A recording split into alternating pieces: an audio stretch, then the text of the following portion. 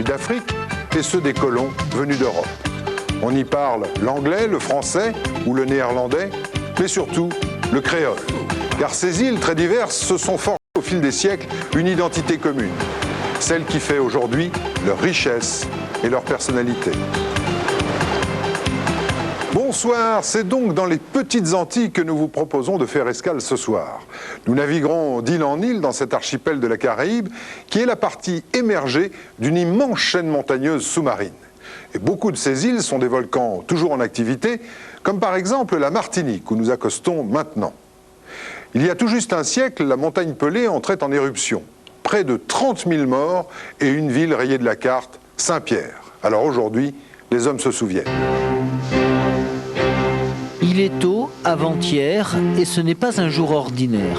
Le 8 mai 2002 était un jour anniversaire. La météo hésite encore entre pluie tropicale et grand bleu sur l'île. Sera-t-elle un peu triste ou finalement souriante, cette journée en bateau vers la rade de Saint-Pierre? Saint-Pierre où 100 ans plus tôt, une tragédie s'est jouée en quelques secondes. Le volcan en furie, la ville rasée et tous les bateaux sur la rade brûlés, coulés, tous sauf un. À bord du Bel Espoir, le père Jaouen nous raconte l'histoire d'un miraculé, le Belem. Mais il n'a pas coulé parce qu'il était en trop, il était en surnombre, soi-disant, dans la baie. Et on lui a dit qu'il ne pouvait pas mouiller là. Alors il a dégagé, il est allé au Robert, qui est de l'autre côté là, où effectivement il pouvait mouiller en attendant. Et il était en attente. Et puis voilà, il a échappé. C'est ce qu'il a sauvé ce jour-là? Ah oui, c'est ce qu'il a sauvé. Oui. Les autres ont tous coulé.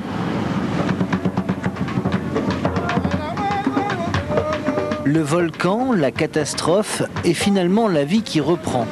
Pour ce retour symbolique à Saint-Pierre, tout ce qui flotte est le bienvenu pour accompagner les grands voiliers.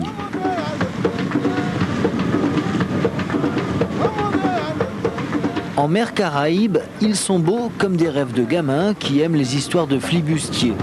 Et entre cœur gros et gros cœur, le ciel a choisi, il fait beau. Et ce 8 mai martiniquais navigue entre souvenirs et plaisir.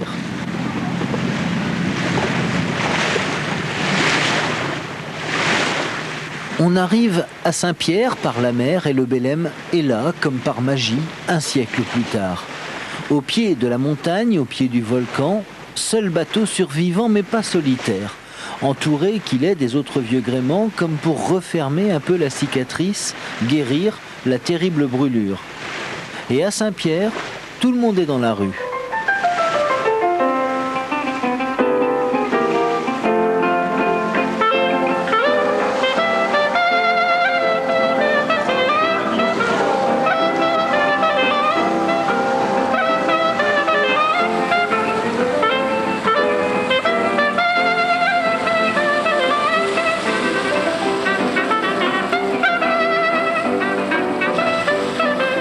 Jeune Martiniquais, lorsqu'il voit les photos de Saint-Pierre, il voit des choses mais qu'il ne connaît pas, qui étaient des choses passées. Nous avons perdu pratiquement, je dirais, tout un pan de notre culture. Il y a tout un segment culturel que nous avons perdu lorsque Saint-Pierre a brûlé. Il était bon quand même, par simple devoir de mémoire, de faire quand même une démarche. Saint-Pierre, redevenu capitale de la Martinique, reine d'un jour, n'en demandait peut-être pas plus finalement. Sourire, danser, voir revenir les grands voiliers et espérer de la montagne Pelée un peu de tranquillité retrouvée. Tout de suite, pour poursuivre notre découverte de ces îles, on retrouve en Martinique Loïc Ethévenard, Jean Loiseau et Isabelle Meuglin, qui elle est à Saint-Pierre, là où s'est jouée il y a 100 ans cette immense tragédie. Du haut de ses 1397 mètres, la montagne Pelée domine la ville de Saint-Pierre. C'est à cause de son cratère, de son sommet totalement dénudé, que les premiers explorateurs l'auraient baptisé ainsi.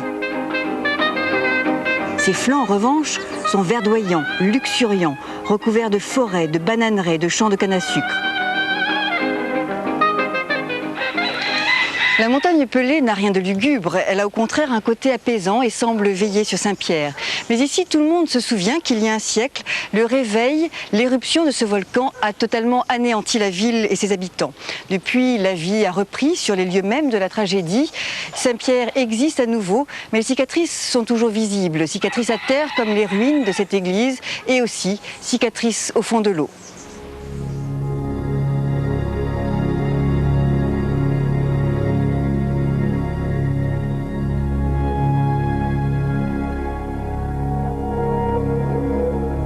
Des grands voiliers, des vapeurs, des remorqueurs gisent depuis un siècle au fond de l'eau, dans la rade de Saint-Pierre. Un cimetière marin, plusieurs dizaines de bateaux qui tous ont fait naufrage au même instant. Ces épaves témoignent d'une terrible tragédie.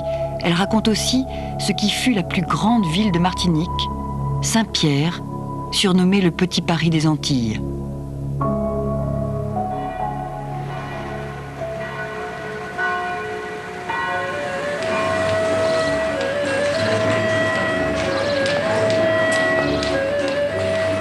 Au fond d'une jolie baie, dominée par un imposant volcan, Saint-Pierre est à la fin du XIXe siècle le grand port de la Martinique.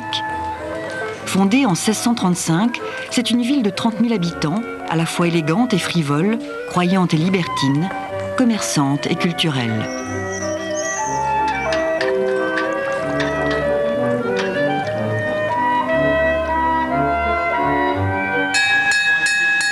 Imaginez, mesdames et messieurs, autrefois, ces centaines et ces centaines de barriques posées par terre dans lesquelles il y avait du sucre, du miel, du rhum, des épices, de la mélasse, destinées bien sûr à l'exportation. Et on disait que c'était autrefois là le véritable poumon portuaire de la Martinique. Vous voyez comment on a simplement rechangé. Dans le Siparis Express, dont il est à la fois le directeur et le guide, Fernand force parfois le trait. Il emploie un langage imagé pour mieux faire revivre ce qui a disparu. Il faut faire un effort pour imaginer la ville d'autrefois. Saint-Pierre n'est plus Saint-Pierre. Les habitants n'ont pas de lien avec les premiers Pierrotins. Il n'y a pas de longue lignée, de traditions transmises de génération en génération, de grandes familles enracinées depuis des siècles.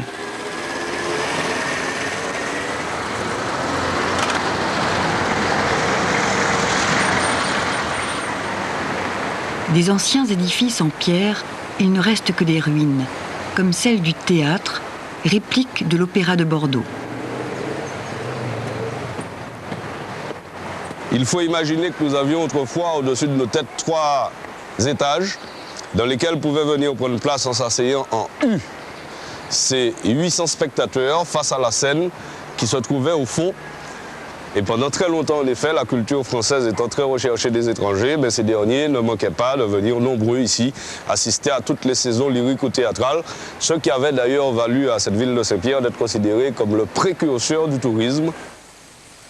Ce Saint-Pierre florissant est mort le 8 mai 1902, le jour où le volcan, la montagne Pelée, s'est réveillé.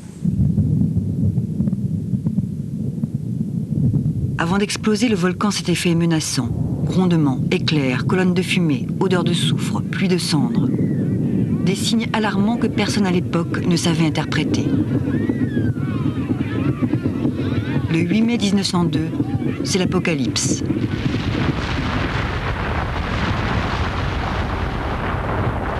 Peu avant 8 heures du matin, la montagne s'ouvre, explose. Un nuage brûlant de gaz, de poussière et de pierre dévale ses flancs et s'abat sur la ville. En moins de 2 minutes, Saint-Pierre et ses habitants disparaissent de la surface de la Terre. Ce jour-là, une quarantaine de bâtiments mouillent dans la rade. Des grands voiliers de commerce italiens, un clipper français, le Tamaya, un vapeur anglais, le Roraima. Atteints de plein fouet par la nuée ardente, navires et équipages brûlent et coulent.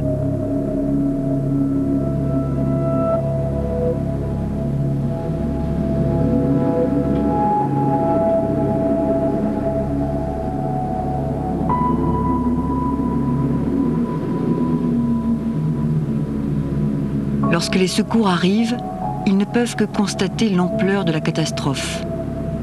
Une ville rasée et 28 000 victimes.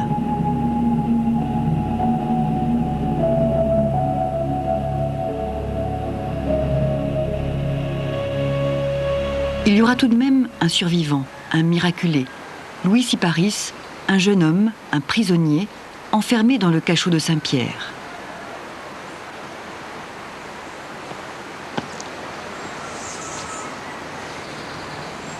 C'était précisément ici qu'il était enfermé, dans ce petit bâtiment au forme arrondi, dont la porte d'entrée est très basse, à peine 1,45 m de haut. Et c'est là qu'il va être retrouvé par des pillards et qui vont donc le sortir de là. Il était complètement brûlé, complètement nu, mais vivant.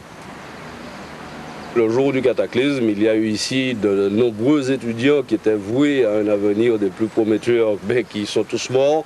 Il y avait des professeurs, des gens qui avaient une capacité de réflexion et ils faisaient tout pour que cette ville soit dynamique, soit en permanente évolution, etc. Toute une époque disparaît avec le petit Paris des Antilles.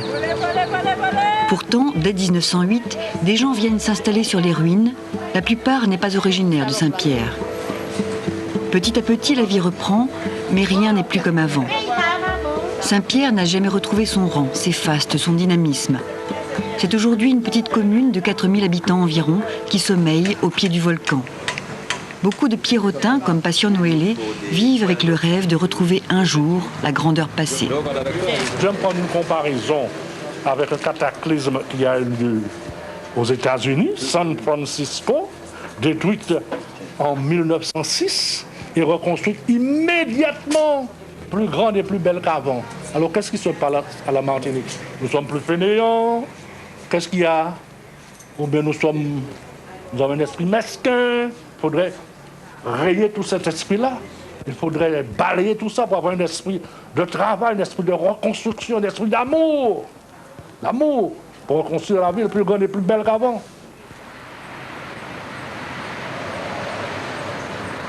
Il n'y a pas d'hôtel pour accueillir les touristes. En général, ils ne font que passer. On dit que le volcan les attire, mais que c'est à cause de lui qu'ils préfèrent ne pas s'attarder. Il n'y a pas de maternité à Saint-Pierre et le lycée que les Pierrotins réclamaient depuis longtemps sera bien construit, mais dans une commune voisine. Pour entreprendre ici, il manque la confiance.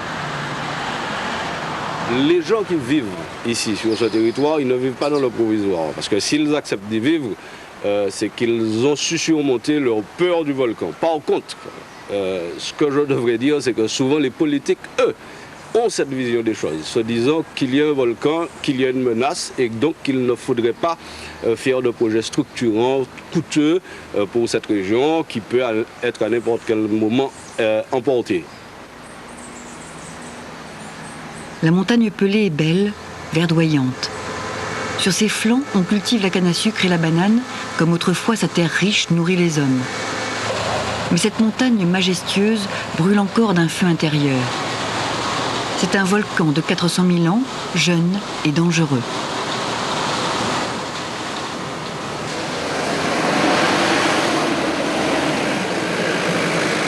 Depuis plus de 30 ans, Jean-Pierre Viodet, volcanologue, le surveille en permanence. De la base au sommet, des dizaines de capteurs enregistrent le moindre de ses mouvements. Cette station mesure le champ magnétique terrestre autour du volcan et on compare ce champ à d'autres stations situées loin du volcan de façon à connaître les variations qui sont dues au volcanisme. Alors c'est une méthode encore expérimentale et nous ne saurons peut-être si cette méthode est valable qu'à la prochaine éruption. En 1903, Alfred Lacroix, le père de la volcanologie, fonde l'observatoire du Morne des Cadets pour assurer un contrôle continu et prévenir une autre catastrophe. Jean-Pierre Viodet poursuit cette mission avec des moyens modernes et performants. Les scientifiques savent aujourd'hui décrypter les humeurs du volcan. La prochaine éruption, à long terme, on ne peut pas prévoir. On sait qu'il y aura d'autres éruptions, ça sera peut-être dans quelques années, ça sera peut-être dans 100 ans ou dans 300 ans. À l'échelle des temps géologiques, c'est pas grand-chose. Et par contre, l'enregistrement de nos appareils permettront, voire quelques semaines, voire quelques mois à l'avance, de prévenir que quelque chose d'anormal se produit sous le volcan. Le prochain réveil de la montagne Pelée ne sera pas meurtrier, espère-t-on. On peut en tout cas aujourd'hui évacuer la population à temps. Les habitants risquent un jour de perdre tout ce qui leur appartient. Ils vivent avec cette réalité, mais loin de craindre le volcan, ils le respectent et en parlent comme d'un père ou d'une mère qui veille sur eux.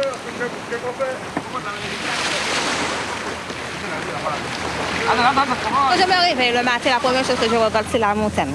Et comme moi, j'habite du côté du Morne Rouge, la montagne est en face de moi. J'ai une belle vue imprenable sur la montagne. J'aime bien la montagne, j'ai grandi avec. Je me suis refait avec. Vous n'avez pas peur qu'un jour elle se réveille? Non, pas du tout. Pas penser à ça. Ce qui est plus catastrophique ici, c'est la mer. L'an dernier, il y avait un raz-de-marée, elle a tout détruit. Il y a 2 ans, l'ENI. Avec l'ENI, chaque année, il faut s'attendre qu'il y aura un mauvais temps, que la mer va bouger, il faut s'attendre chaque année. Tandis qu'avec la montagne, on est en paix avec elle.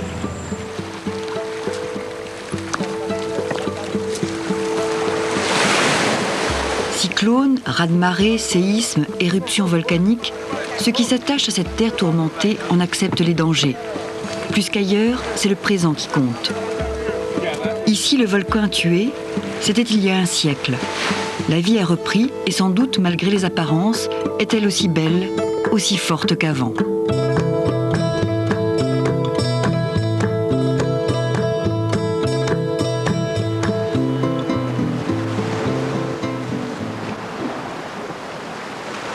Nous sommes au pied du volcan, sur une plage de sable noir d'origine volcanique, bordée de cocotiers qui, pour les plus grands, les plus hauts d'entre eux, seraient centenaires. C'est-à-dire qu'ils seraient nés juste après la tragédie de la montagne Pelée. Heureusement, depuis, en Martinique, le volcan s'est endormi, mais pas loin d'ici, en Guadeloupe, la dernière éruption ne date que de 1976, avec tout de même 72 000 personnes évacuées. Décidément, l'histoire des volcans dans les Caraïbes n'est qu'un éternel recommencement, car encore plus au nord, mais on la voit très bien depuis l'île de Guadeloupe, on voit une petite île conique posée sur la mer des Antilles avec au-dessus un panache de fumée blanche. Il s'agit du volcan de l'île de Montserrat qui s'est réveillé il y a quelques années et depuis, plus rien n'est vraiment comme avant.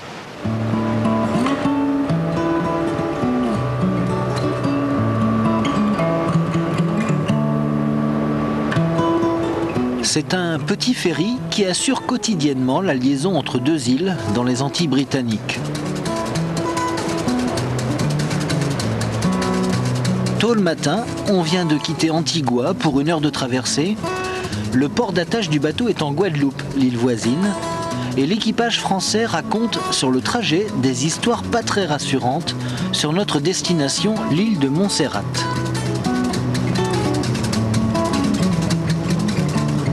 Au tout début, là, quand on est arrivé là, en septembre 97, là, quand on a fait l'évacuation, pratiquement tous les jours, le volcan il pétait 3-4 fois par jour. Et on recevait tous les jours à quai, on recevait de la poussière du volcan sur le bateau et on recevait des petits cailloux gros comme la moitié d'un pouce.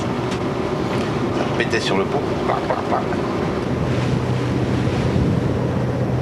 Les Montserratiens maintenant ils vivent complètement avec le volcan, ils font plus attention au volcan. Le volcan pète, envoie des cailloux, il y a des cascades de cailloux. Ils vivent avec, ils s'en tracassent plus. Ils veulent rester sur leur île, ils aiment leur île, ils vivent avec. À Montserrat, plus de ville, ni même de village. Juste un quai de fortune pour une arrivée plutôt acrobatique.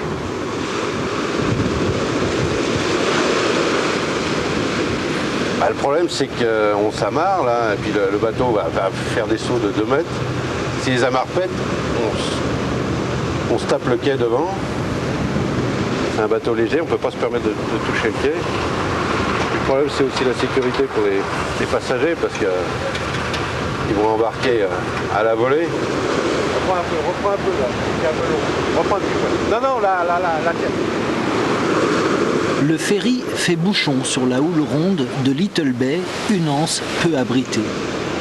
Mais c'est aujourd'hui le seul endroit où le bateau peut accoster.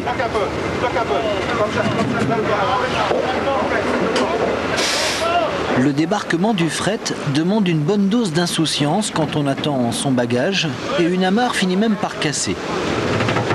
Et Et pourtant, la manœuvre se fait sans éclat de voix. Captain Louis a l'habitude, et puis à Montserrat, on compte sur lui.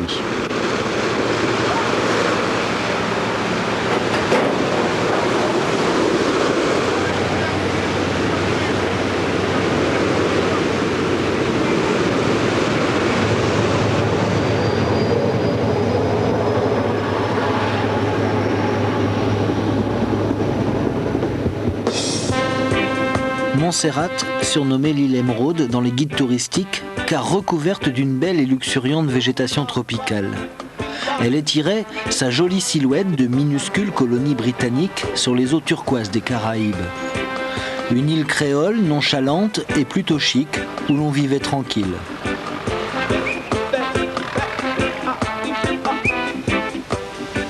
De riches retraités anglo-saxons venaient y construire sur les collines de belles résidences secondaires avec piscine, y jouer au golf et pêcher l'espadon. Mais aujourd'hui, plus rien n'est vraiment comme avant l'éruption du volcan.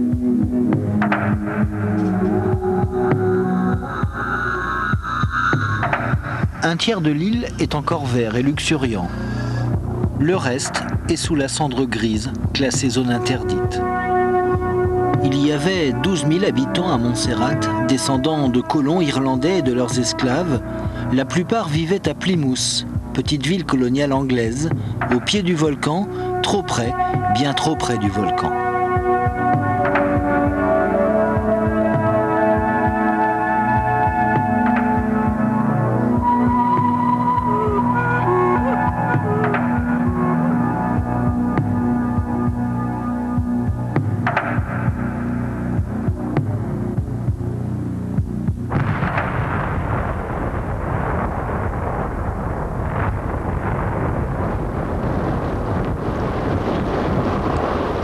Un Américain, ancien pasteur, s'improvise caméraman et correspondant permanent sur l'île.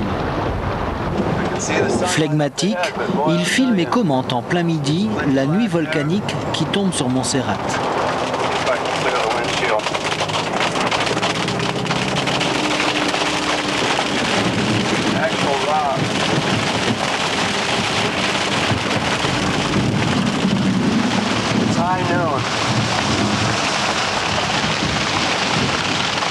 The guy ahead of me is just leading me out of here.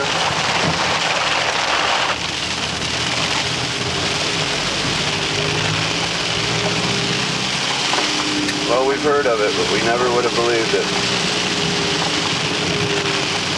Life in Montserrat. The way the Caribbean used to be.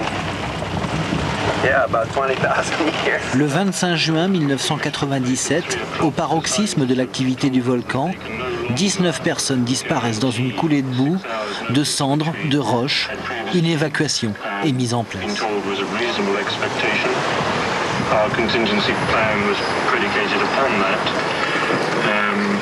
La plupart des habitants de Montserrat s'exilent pour les îles voisines dans les Caraïbes, pour l'Angleterre, les USA ou le Canada. Il reste alors à peine 2000 personnes sur l'île.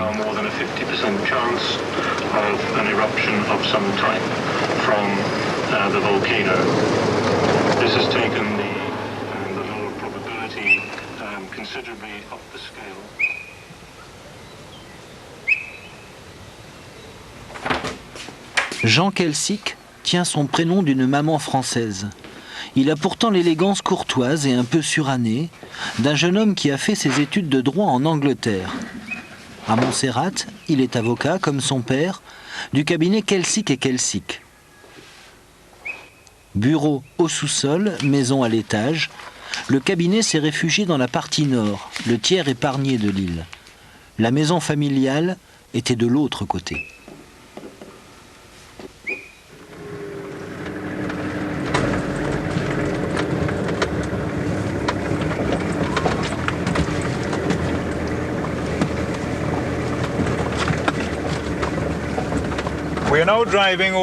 On roule sur ce qui était le golfe.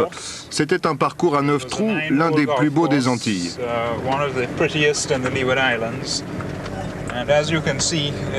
Comme vous pouvez le voir, tout est complètement détruit. C'est couvert d'énormes rochers, de boue crachée par le volcan. C'est vraiment dommage, il y avait de très beaux arbres, c'était joli.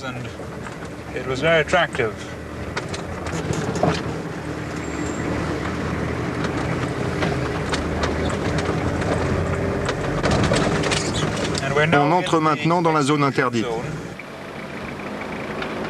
Visite exceptionnelle. Jean n'est pas venu là depuis plusieurs mois. La maison est juste à la lisière de la zone totalement détruite.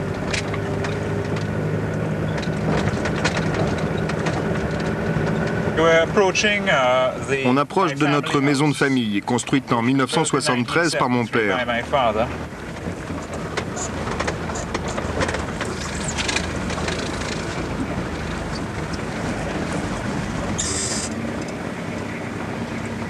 So here we are, voilà.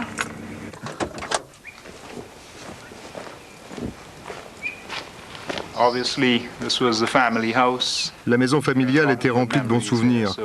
C'est désolant de la voir dans cet état. Mais que faire? On ne peut pas combattre la nature.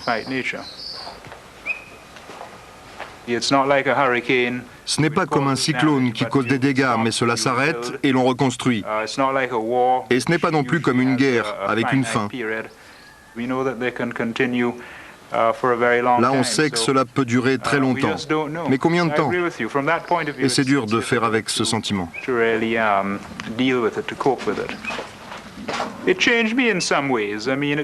Cela m'a changé d'une certaine manière.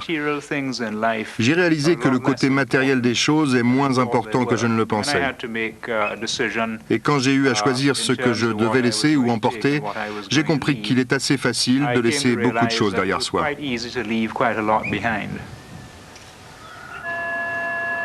Menaçant, le volcan est sous surveillance 24 heures sur 24. Peter Dunkley est le directeur du MVO, l'Observatoire du volcan de Montserrat. Peter balade sa grande silhouette et son front dégarni de natifs de Cornouailles sous les tropiques. Il vit au rythme du volcan et emmène avec lui partout un talkie-walkie et un beeper. Il y a toujours un scientifique du MVO pour prendre la température de la montagne et alerter les autres quand le géant gris pique une crise. Ces dernières années, le volcan ne se calme pas vraiment. L'activité du volcan ne donne pas de signe d'arrêt. Normalement, dans ce genre de cas, c'est l'affaire de 2 ou 3 ans. Mais là, nous avons des problèmes depuis 6 ans et demi et aucun signe de retour au calme. Il est toujours aussi actif. De grandes oreilles sont à l'écoute du volcan. On enregistre en permanence l'activité sismique et presque tous les jours, une rotation d'hélicoptères assure l'acquisition des données et l'entretien des divers capteurs éparpillés dans la cendre.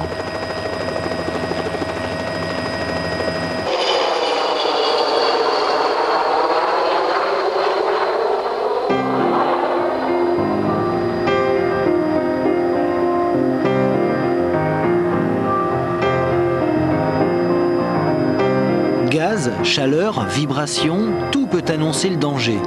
De plus, rien ne vaut le contact visuel et rapproché pour surveiller l'évolution du dôme et du cratère. Le volcan de Montserrat est de type explosif, stratovolcan strombolien, parfois appelé volcan gris, parce qu'il crache des cendres et des cailloux, mais peu de lave. Ce qui ne le rend pas moins dangereux, au contraire, que ses cousins volcans rouges, qui coulent tranquillement dans la mer comme à Hawaï par exemple. La menace du volcan gris est plus sournoise, mais réelle et imprévisible.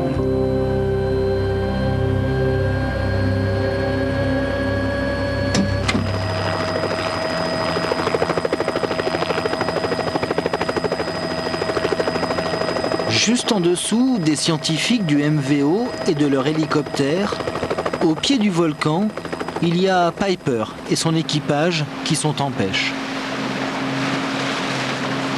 Et il faudrait vraiment un cataclysme pour les décider à s'en aller.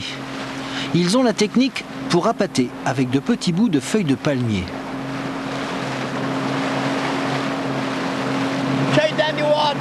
On jette ça dans l'eau et les poissons viennent jouer avec. Et après, nous, on referme le filet.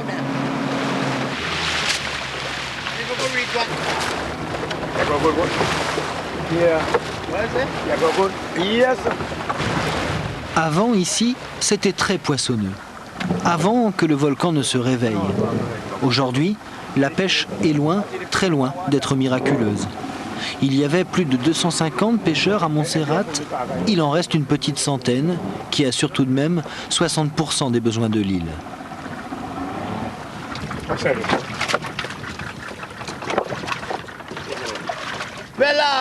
En fait, il y a moins de poissons. Les fonds sont recouverts de cendres. Ah,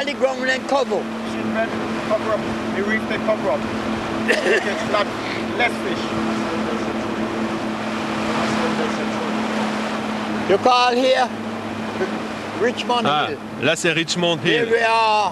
Il y avait beaucoup de gens riches. Mais maintenant ils sont tous partis.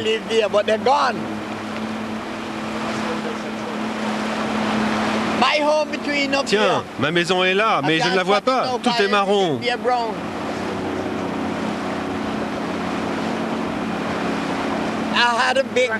J'avais un grand restaurant. Tout le monde y venait, de tous les alentours. J'ai dû tout abandonner, tout, et partir au nord. Le volcan est tombé sur moi, juste sur ma propriété. J'ai dû partir. Au fait, monsieur Piper, on a le droit de pêcher là, au pied du volcan et des jolies villas abandonnées en zone interdite? Pas vraiment.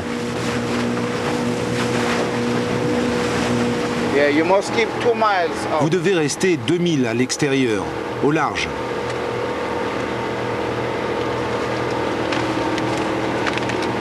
Vous voyez, c'est ça la limite.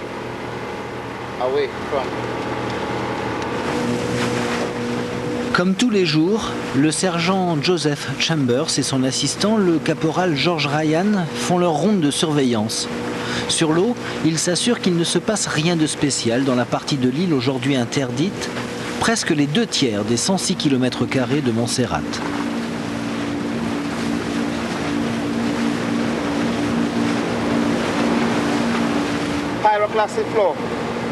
Le flot pyroclastique est descendu du volcan à toute vitesse, 160 km/h environ. Si vous étiez sur son passage, vous aviez d'énormes problèmes. Ici, ça a coulé jusqu'à la mer, très très vite.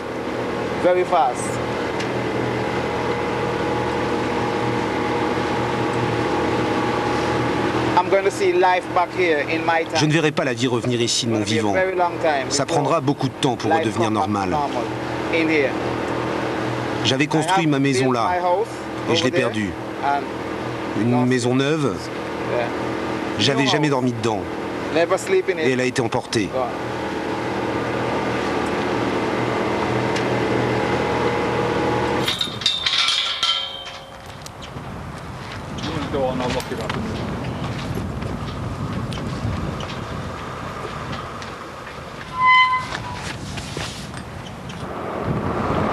Le volcan n'est pas méchant, il fait juste son travail de volcan. Il crache le fameux flot pyroclastique, de la cendre, des cailloux et des torrents de boue qui ruinent, désespèrent et tuent parfois les hommes qui vivent sur ses flancs. C'est le paradoxe des volcans gris. La terre, particulièrement fertile, attire à leurs pieds la population. Mais les infiltrations d'eau, les tremblements de terre incessants et la poussée magmatique sporadique provoquent glissements de terrain, avalanches et coulées de boue. Les eaux de pluie que viennent analyser les scientifiques du MVO subissent elles aussi l'influence du volcan.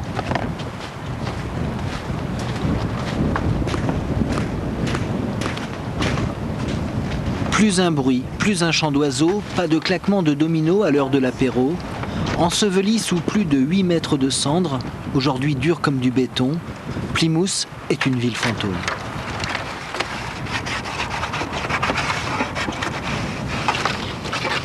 Le dôme de lave que vous voyez là-haut dans les nuages, ce dôme a lâché le flot pyroclastique partout par ici. Les destructions les plus récentes, en 1997, sont dues au torrent de boue.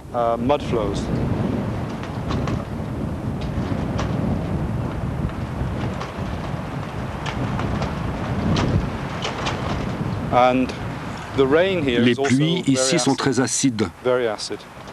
Il y a énormément de corrosion. Vous le voyez par exemple sur ce bâtiment qui s'est effondré, rongé par les pluies acides.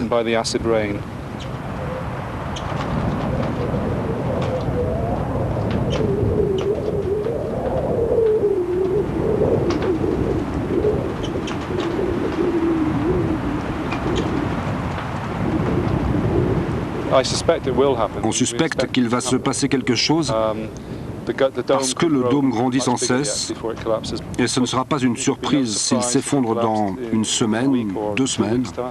C'est très difficile à prévoir exactement. Mais le dôme est très haut, abrupt, très grand. Et quand le volcan est très actif, comme en ce moment, il y a beaucoup de rejets de lave. Et dans ce genre de situation, cela peut exploser.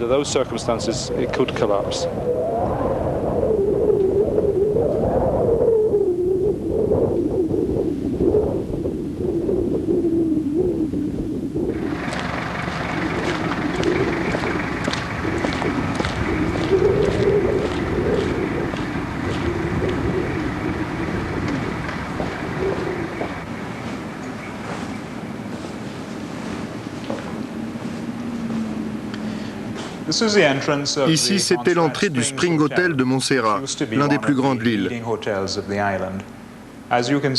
Comme vous pouvez le voir, tout est recouvert de cendres. Il doit y en avoir plus d'1 mètre par terre.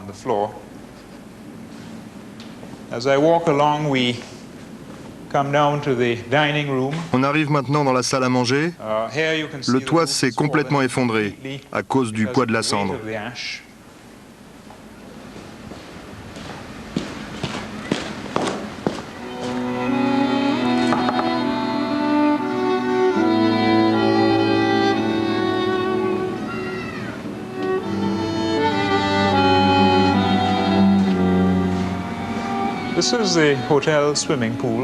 Voilà la piscine, l'une des plus grandes de l'île.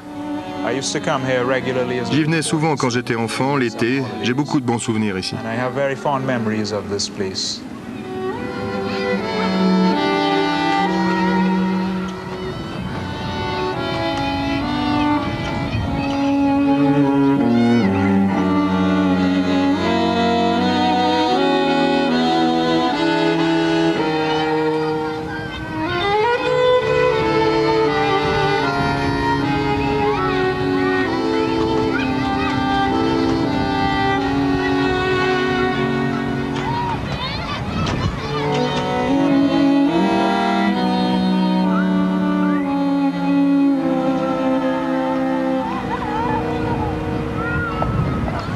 Jean Kelsic et sa famille ont beaucoup perdu. Bureaux, maisons et aussi ce qui ne se calcule pas. Des racines, un passé, des souvenirs enfouis sous la cendre. Mais l'avocat défend bénévolement les affaires de ceux qui ont tout perdu, sauf la dignité. Gerald's Bottom, c'est un campement provisoire qui a trop duré. Des habitants, parmi les moins riches de Plymouth, sont arrivés là. Un lotissement de cabanes en bois, quelques sanitaires collectifs. Peter Greenaway, sa fille et ses 3 enfants sont oubliés là depuis 5 ans.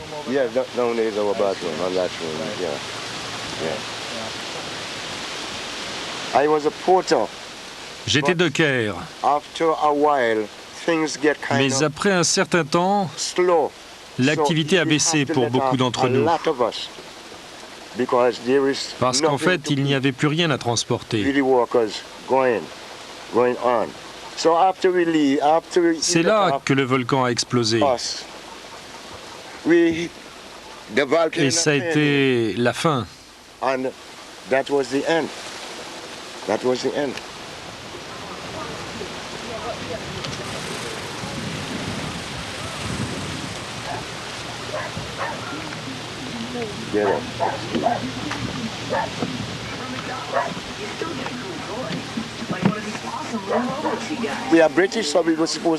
On est anglais, ils doivent nous aider sans compter.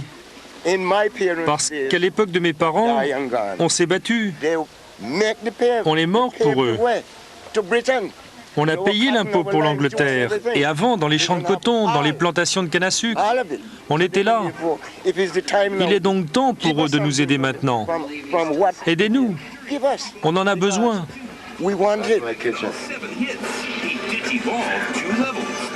Et même si on nous fait partir, pour aller où? Vous allez en Angleterre, c'est des problèmes. Antigua, problème. Vous allez à Saint-Kitts, à Nevis, partout, c'est des problèmes. On ne va pas arriver là et être accueilli à bras ouverts. C'est quelque chose qui doit être préparé. À mon avis, le mieux, c'est de rester ici. Plymouth, c'était si joli. Si joli.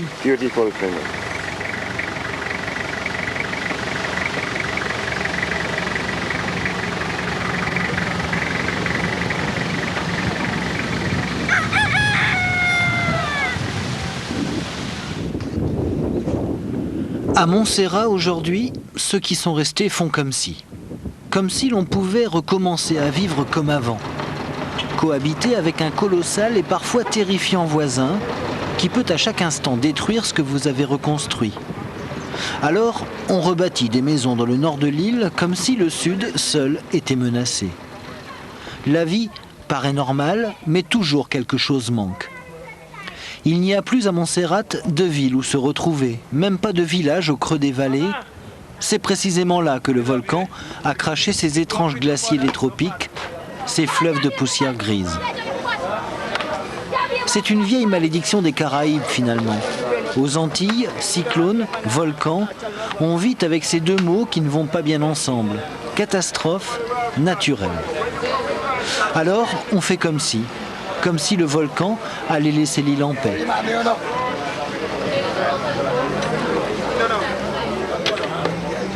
Life goes on. La vie continue. Vous apprenez à vivre avec cela, on ne pense plus au volcan, sauf quand la cendre tombe sur la maison et qu'il faut nettoyer. La vie continue, normalement, on fait avec. L'avenir de Montserrat est bien compliqué. Ici, on est loin de l'Angleterre et on n'aime guère se faire dicter la conduite à tenir par d'autres au-delà des mers. Mais qui est de taille à se battre seul contre un volcan en colère ? D'ailleurs, héritage colonial oblige, pour le meilleur et pour le pire, Londres est toujours en charge de la sécurité et de la diplomatie de l'île. Aujourd'hui, un tiers des 12 000 habitants de Montserrat ne sont pas preneurs d'un transport gratuit et d'une petite indemnité pour aller essayer de refaire leur vie ailleurs. Les autres sont partis. On pouvait réellement avoir le sentiment, particulièrement en 1997, que le programme du gouvernement britannique pour Montserrat estimait plus facile et moins cher, pour parler franchement, d'évacuer complètement les gens, en Grande-Bretagne ou dans les îles voisines. On espère que cela n'est plus à l'ordre du jour. Finalement, le volcan aura le dernier mot. S'il s'endort à nouveau pour 4 siècles, l'île redeviendra verte. On essaiera d'oublier alors que la montagne peut exploser. À Montserrat, on veut y croire bien sûr et voir la vie revenir comme à Saint-Pierre en Martinique, mais le volcan qui n'en finit pas de grandir et de fumer reste plus menaçant que jamais.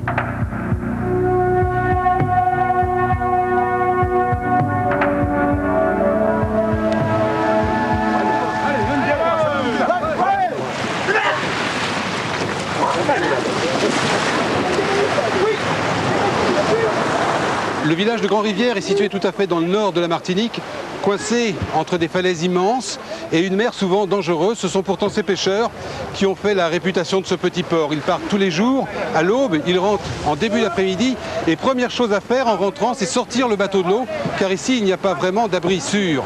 Ensuite, il faut décharger le poisson, il est vendu dans un petit marché juste à côté d'ici. Alors que ramènent ces pêcheurs? Des dorades coryphènes, des thons, mais aussi des poissons volants. Alors vous le savez, pour les navigateurs, le poisson volant c'est le symbole du voyage dans les mers chaudes, vers les alizés. Mais pour l'île de la Barbade, vers laquelle nous allons maintenant, il est carrément devenu le symbole national.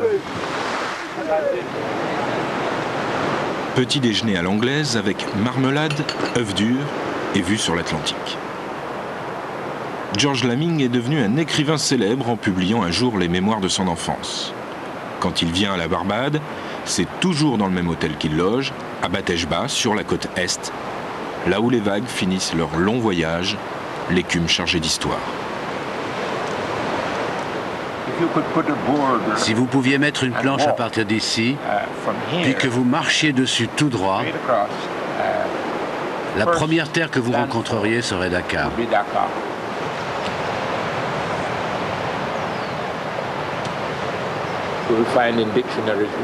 Dans notre dictionnaire, vous pouvez trouver l'expression « être embarbadé ».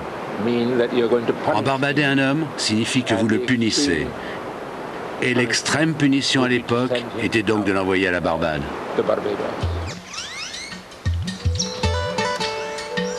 C'est pour cultiver la canne à sucre qu'au XVIIe siècle, des esclaves africains ont été envoyés de Dakar pour la Barbade. Leurs descendants forment aujourd'hui 80% de la population locale, comme à Sixmans Bay, un village de pêcheurs installé côté Caraïbes cette fois. Pedro est un des piliers de cette petite communauté dont l'histoire a été étroitement liée pendant des siècles aux exigences économiques du colonialisme anglais.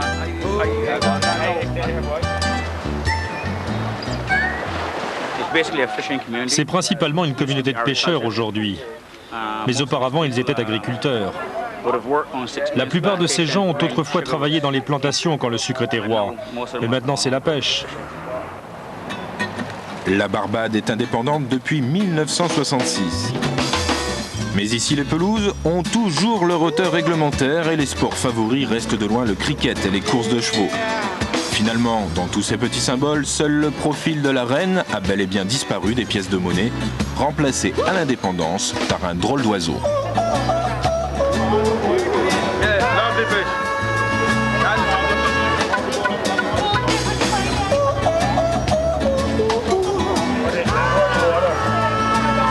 Le poisson volant, le flying fish, c'est la Madeleine des Barbadiens.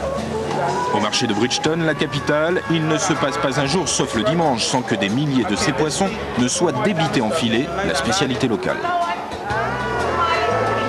Sa préparation est presque un secret de fabrication, tant est impressionnante l'habileté requise pour lui enlever les arêtes. Une dextérité qui s'exporte même dans les îles voisines, comme à Trinidad et Tobago, avec qui la Barbade se dispute les zones de pêche. Car ici, bien qu'il représente plus de la moitié des prises annuelles, on en raffole tellement qu'il faut aussi en importer. Le poisson volant est presque comme un organe chez le Barbadien. Il y a une vieille mythologie autour du poisson volant. C'est une des plus anciennes histoires de la Barbade racontée par un homme que l'on appelle Ligon, en 1650 je crois. Il a écrit sur la façon dont à l'époque ces poissons volaient par milliers autour des bateaux. Ils étaient très abondants et donc très peu chers. C'est ainsi qu'ils sont devenus une sorte de plat national chez nous. Un plat national pour un poisson qui, sans l'histoire de l'île et de son industrie sucrière, n'aurait peut-être jamais été pêché. Le piège à poisson volant, le trash, ce sont ainsi ces tiges de canne à sucre liées entre elles, une arme aux allures de marotte porte-bonheur que chaque pêcheur se doit de toujours avoir sur son bateau. Car si le flying fish, bien connu des navigateurs en solitaire, peut planer à plus de 50 km/h au-dessus des flots pour échapper à ses prédateurs, c'est bien sous l'eau qu'il est le plus vulnérable.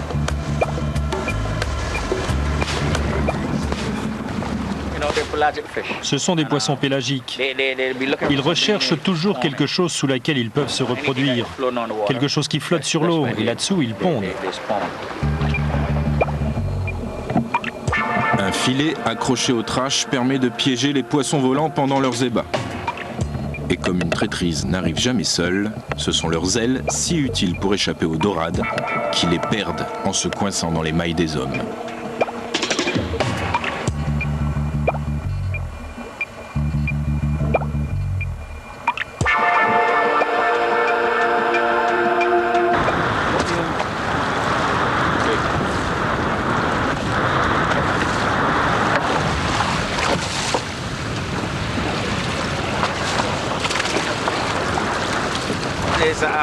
On a plus ou moins de chances de les attraper, on ne peut pas vraiment prévoir. Quand le poisson est là, il faut donc en profiter, et accessoirement le goûter, en prenant toujours garde aux arêtes.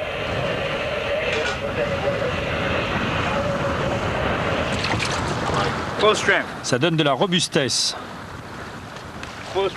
Plein de force. C'est bon pour la santé alors? Ah ouais. À l'origine, ici, c'était la seule terre où l'on pêchait du poisson volant. Mais quand on a eu de plus gros bateaux comme celui-ci, nos pêcheurs ont commencé à aller plus loin, vers Tobago, vous savez, la République de Trinidad et Tobago. Et ils en ont attrapé pas mal là-bas. Mais là-bas, le problème, c'est qu'ils ont arrêté nos gars, ils ont confisqué la pêche. Donc, on nous a conseillé de ne pas aller trop loin.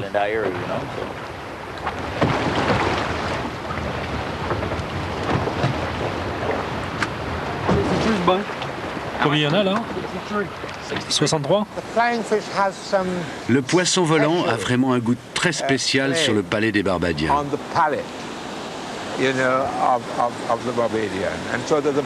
Et c'est pour ça qu'ils croient que par droit divin, le poisson volant leur appartient. Et peu importe dans quel océan ils le pêchent. À Sixmans Bay, comme à chaque fin d'après-midi, on attend les pêcheurs avec impatience, ceux qui ne sont partis que pour une journée. Les autres débarqueront à Bridgetown. En cette saison, le poisson volant se fait rare et les prix ont flambé. Pedro en ramène plus d'une centaine et ce sont toujours les amis qu'il sert en premier, gratuitement. Quand j'en ai pas, il m'en donne aussi. Spécialement quand il y a une belle prise. De toute façon, c'est comme ça qu'il faut vivre ici. Si par hasard quelque chose va mal sur le bateau, si l'ancre se détache par exemple, c'est sûr qu'ils viennent m'aider. Donc c'est comme ça qu'on vit dans une petite communauté.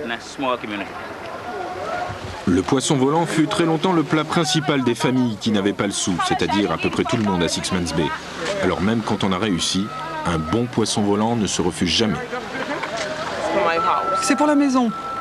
Ce sont des choses quotidiennes, vous savez, vous mangez du poulet, vous mangez du poisson, c'est comme ça. Quand j'étais enfant, je n'avais vraiment pas le choix. C'était forcément notre plat quotidien. Pourtant, aujourd'hui, pas un seul jour ne passe sans que je ne mange du poisson volant.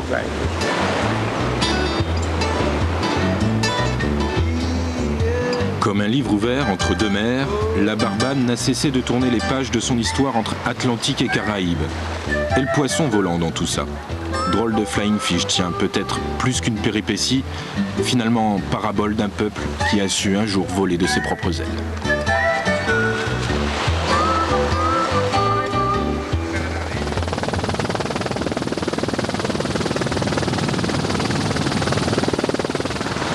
Je suis au cœur de la Savane. La Savane, c'est le nom de la grande place de Fort-de-France, la capitale de la Martinique. C'est à la fois le centre administratif, politique et commercial de ce département français. Au XIXe siècle, la ville est en grande partie détruite par des tremblements de terre, des incendies, des cyclones. Après ces catastrophes successives, il faut reconstruire. On décide alors d'adapter pour les édifices publics un style architectural très en vogue en France, les structures métalliques. La bibliothèque Schulcher est un bâtiment tout en fer et en verre et c'est aujourd'hui un monument historique. Alors qu'elle soit française, anglaise, néerlandaise, l'influence européenne est perceptible partout dans les petites Antilles, notamment à Antigua. Là, sous les cocotiers, se trouve un port très ancien et très très british.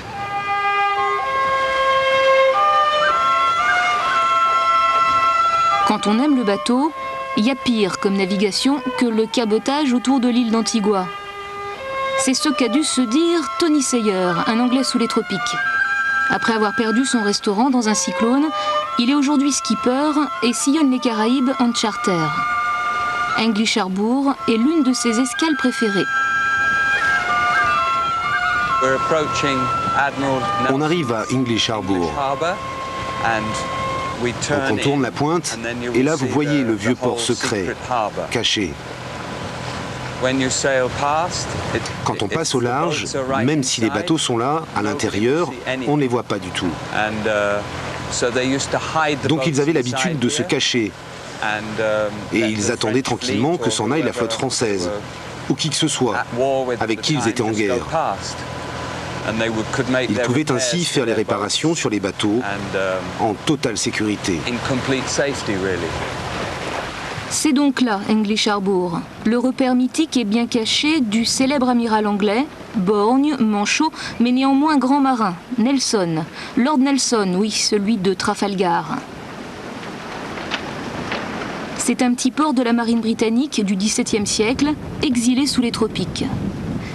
Et si les docks, les bâtiments, le carénage sont si beaux aujourd'hui, Desmond Vernon Nicholson n'y est pas pour rien. Et tout part d'une série de coups de foudre.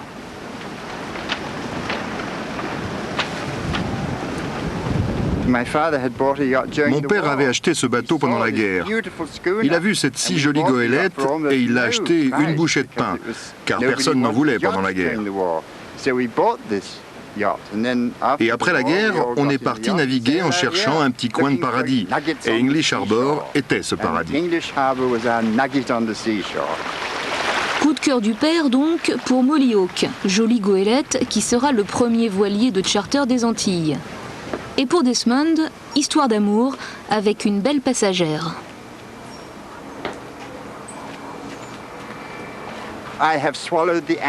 J'ai jeté l'ancre et je ne suis jamais reparti. J'ai été marin professionnel. Pendant 7 ans, j'ai emmené des passagers, navigué et bourlingué dans les îles. Et évidemment, l'un d'entre eux a amené sa fille. Et que pouvait-il arriver? Je suis tombé amoureux et je me suis marié. Et elle m'a gardé à la maison, comme Calypso a piégé Ulysse. Voilà donc toute l'histoire. Desmond, amoureux, est resté à Antigua et s'est battu toute sa vie pour magnifiquement restaurer le port de Nelson et construire un petit musée à la gloire du grand homme, qui, entre parenthèses, n'est resté ici que 6 mois et s'est mis tout le monde à dos.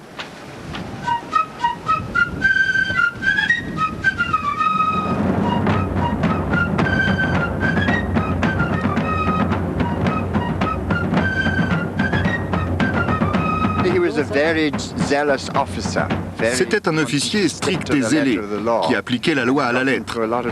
Et il a commencé à avoir des ennuis parce qu'il a imposé un blocus strict dans les échanges commerciaux avec les États-Unis devenus indépendants. Car les navires américains n'avaient pas le droit de commercer avec les îles anglaises. Mais ce faisant, il est devenu très impopulaire à terre. À Antigua, il l'aurait bien enfermé pour avoir la paix. Dame Ned, le mythe est écorné. Reste que les docks de Nelson, c'est très joli, très chic anglais sous les cocotiers. Pourtant, ce n'est pas seulement un port-musée bloqué sur le passé. À quai, il y a des vrais voiliers et des chantiers navals au travail. Et la voilerie est surchargée de commandes et réparations. Surtout quand approche la date de l'événement nautique annuel et local.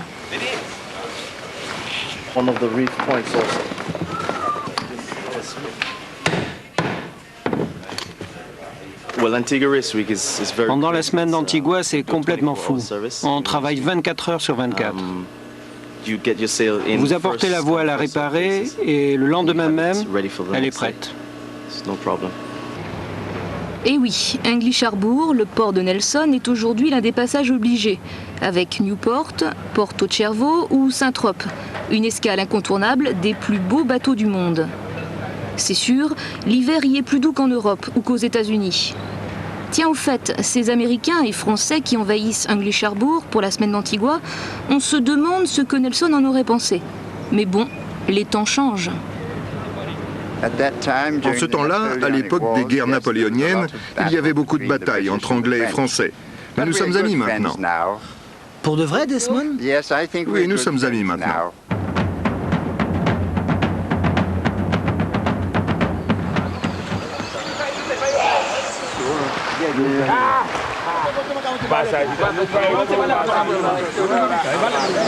Il est très tôt ici en Martinique, à l'Anse-du-Four, et on remonte le filet pour une pêche à la Seine pour capturer quelques petits poissons vif-argent.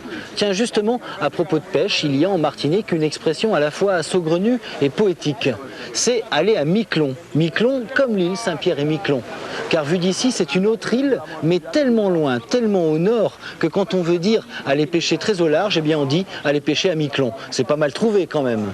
Et pour ce qui est justement d'aller pêcher très au large, les gens de la Désirade sont très forts. Pour Gaby et Édouard, 2 mareyeurs guadeloupéens, ce sont même les meilleurs pêcheurs des Caraïbes.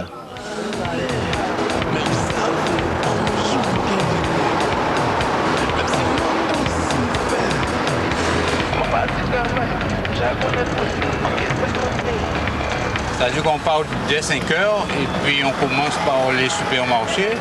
De 5 heures du matin à 1 heure de l'après-midi, on est en livraison. On ne peut pas faire plus parce qu'on doit monter pour pouvoir se préparer pour la Désirade. Et si on part vers la Désirade vers 2h, 2h30, on arrive là-bas à 3h30 à peu près et on redescend vers les 8h du soir. Et on doit préparer nos livraisons pour le lendemain. Ce qui nous fait aller dormir vers les minuit. Et on se relève le matin 4h, 4h30 et puis on repart sur le même train-train. Le petit train-train d'Édouard Jean Noël et de son associé Gabi Natou, c'est en fait une vie de fou. Toute la matinée, ils ont livré petits et gros clients, du restaurateur au supermarché, en passant par la dame qui vend le poisson sur le marché. Ce sont des hommes vraiment sympathiques. D'ailleurs, ils font tout leur travail, je n'ai rien à faire.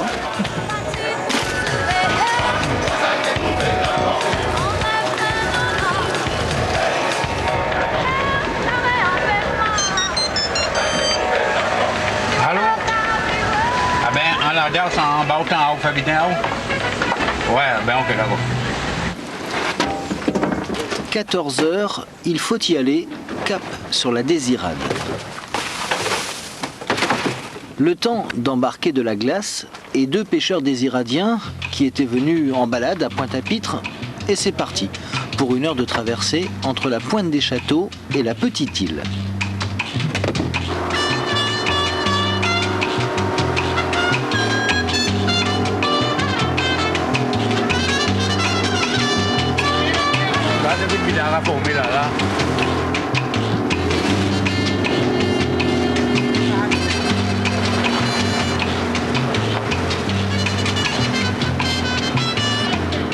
La Désirade, c'est un caillou d'à peine 11 km de long sur 2 de large. Une seule route goudronnée d'est en ouest, une seule commune qui s'étire sur la côte sud de l'île et abrite moins de 2000 habitants.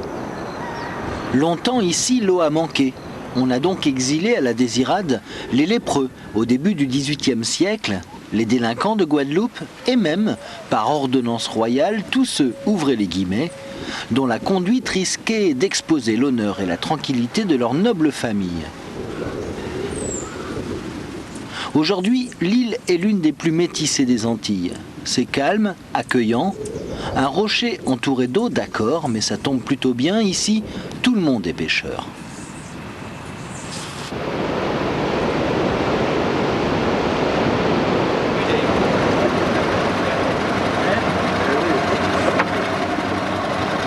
En Guadeloupe, je crois, même pas en Guadeloupe, je peux dire même dans la Caraïbe. Dans la Caraïbe, c'est les pêcheurs de la Désirade, c'est eux qui sont les meilleurs. On n'a pas d'autre métier à terre, on n'a que la pêche et on ne vit que de ça. De père en fils alors? De père en fils, voilà. Tout le monde vit que de la pêche, ouais. Un petit peu d'agriculture, mais ça ne marche pas trop. À part les employés communaux, c'est que la pêche qui a les Désirades. Édouard travaille avec les pêcheurs de la Désirade depuis plus de 20 ans. Gabi l'épaule solidement et le rituel est tous les jours le même. Les 2 marailleurs attendent à quai les pêcheurs partis à 4 h du matin. En fin de journée, ils reviennent harassés, mais il y a du poisson, beaucoup de poissons. C'est une très belle pêche, 200 kilos, ça va, c'est très belle. Ils ont trouvé une petite épave qu'ils ont bien pêché. Qu'est-ce que ça veut dire, trouver une épave? Une épave, c'est des objets flottants qu'ils trouvent, qui attirent des petits poissons, les poissons volants, donc les dorades viennent le manger et nous on pêche les dorades. C'est pour cela que les pêcheurs de la Désirade sont les meilleurs. Ils n'hésitent pas à naviguer loin, très loin de l'île, parfois à plus de 100 000 au large, pour aller chercher sous les bois flottants qui les attirent, les thazards et surtout les belles dorades coryphènes qu'ils pêchent à la traîne. Du beau poisson, une espèce noble, jusqu'à fin mai, la saison bat son plein.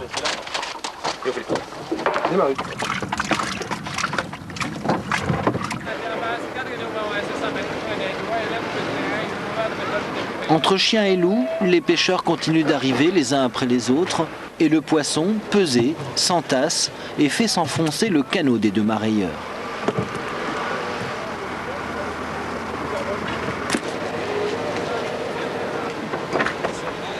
toujours équilibré. C'est équilibré, quoi.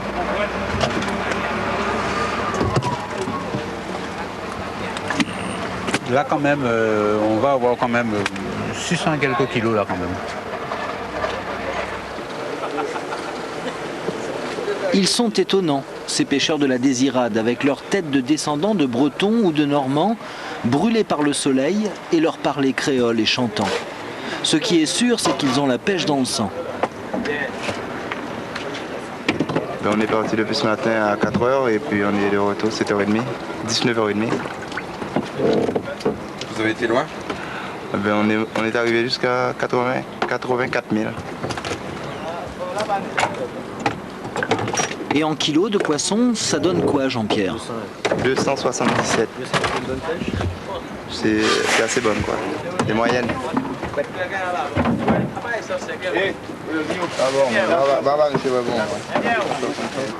Il est plus de 21h maintenant. Édouard et Gabi peuvent pousser la manette de gaz à fond pour filer dans la nuit vers la Grande Terre. Mais le travail n'est toujours pas fini.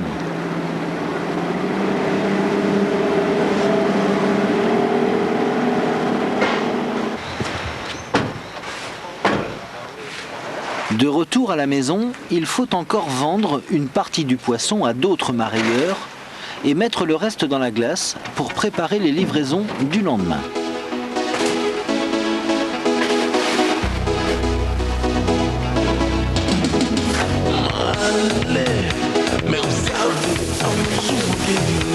Et c'est reparti pour une autre journée de folie.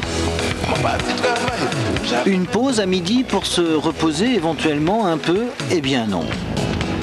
Ils étudient les plans de l'usine qui va bientôt sortir de terre à Saint-François pour fumer le poisson sur place quand la pêche est presque trop bonne à la Désirade.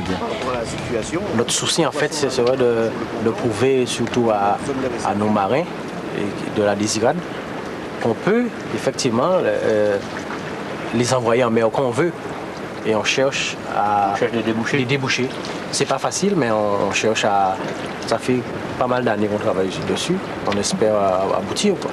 Parce qu'on arrive indirectement à rentrer dans des petits conflits avec eux. Pourquoi? Parce que on est obligé de leur dire bon, il faut stopper la pêche parce qu'on ne sait pas quoi en faire. Décidément, ces deux-là ne sont jamais à court d'idées et ils n'arrêtent jamais.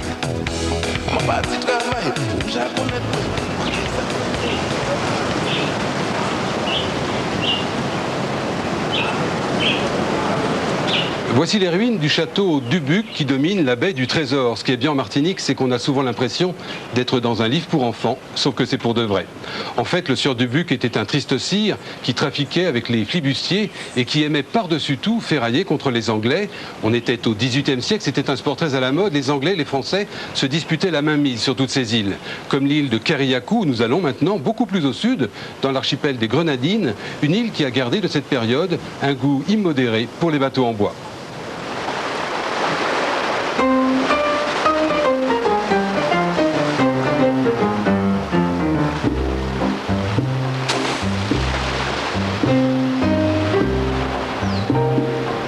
S'il fallait faire un concours de cartes postales, Kariakou, c'est sûr, ne démériterait pas.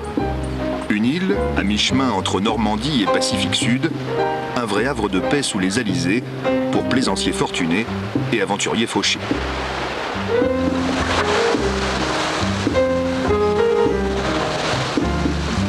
Celui-là traîne sa fêlure sur les océans du monde depuis la fin de la guerre du Vietnam. Cela en fait un personnage désenchanté et attachant, devenu vagabond tropical par nécessité.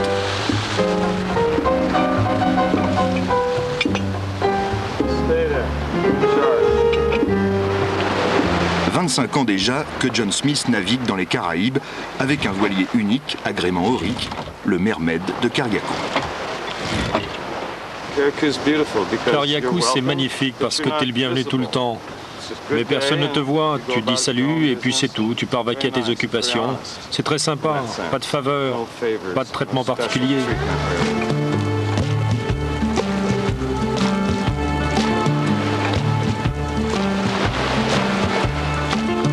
À Kariakou, aussitôt arrivé, l'île vous met au diapason, bercée par l'indolent et incessant va-et-vient des voiliers de pêcheurs, des speedboats et des cargos en tout genre. Que ce soit pour les écoliers des îles avoisinantes, les petits trafics de contrebande ou le commerce du bétail, tout passe ici par le transport maritime, essentiel et incontournable pour l'économie de cette île de l'archipel des Grenadines.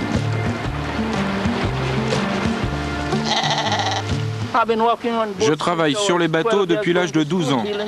J'ai commencé avec des petits canots pour aller à la pêche et un jour quelqu'un m'en a acheté un pour naviguer. Alors là j'en ai construit un autre.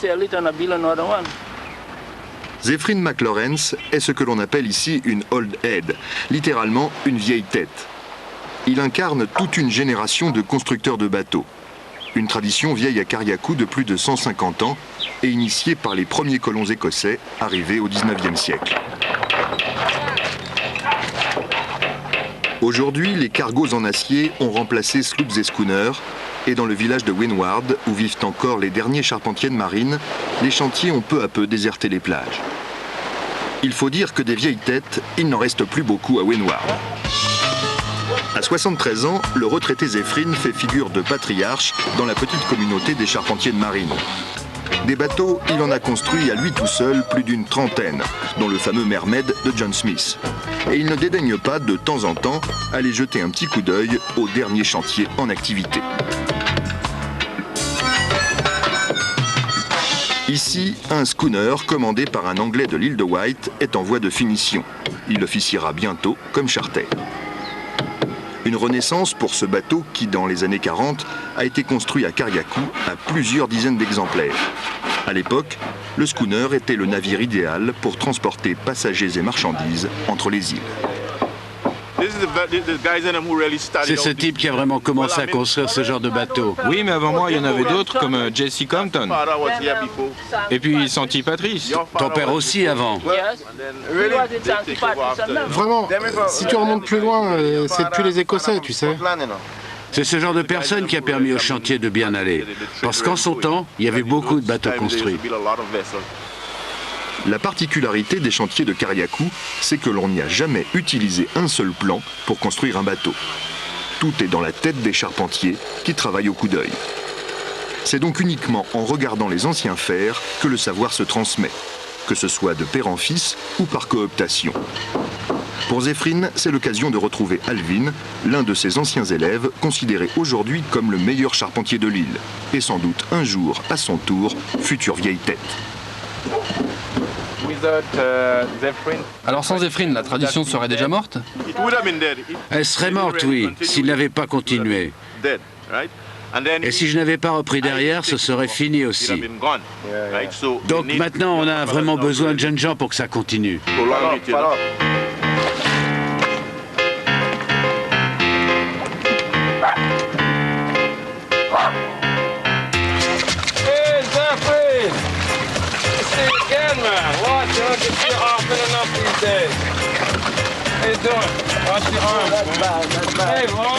Waouh, oncle Zef, c'est super de te voir.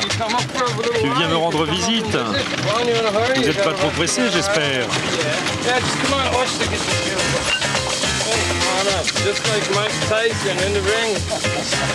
Après toutes ces années, bienvenue à bord.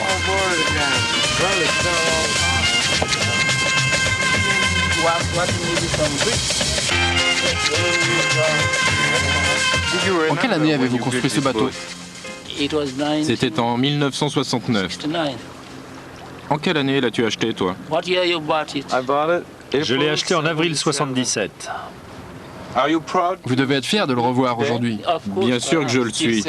Toujours en train de naviguer et en bon état. Et fort, sûr, beau et rapide comme bateau avec ça.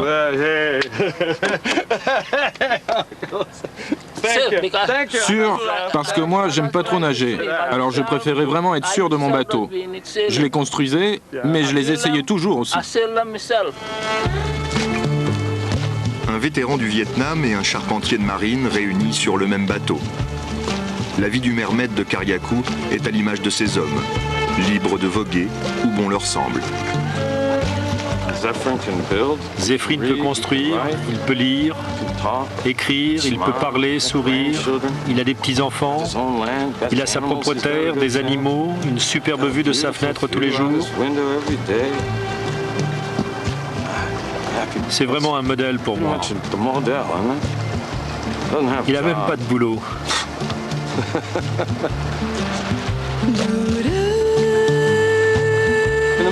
En Amérique, les gens vous disent « c'est ma petite ferme, mon petit bateau, mon petit chien ». C'est toujours la propriété. Mais est-ce que c'est vraiment ça, la liberté et le bonheur ?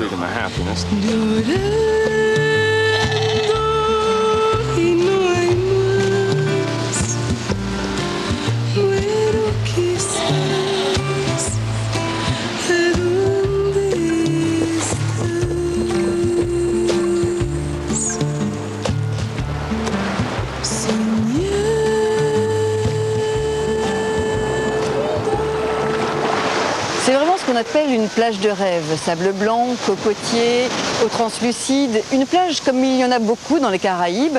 Ces beautés naturelles attirent par millions les touristes sous les tropiques, mais certaines îles des Petites Antilles n'ont pas autant d'attrait. C'est le cas de Bonaire, une des 3 îles néerlandaises situées au large du Venezuela. Bonaire est surtout connue pour l'exploitation du sel.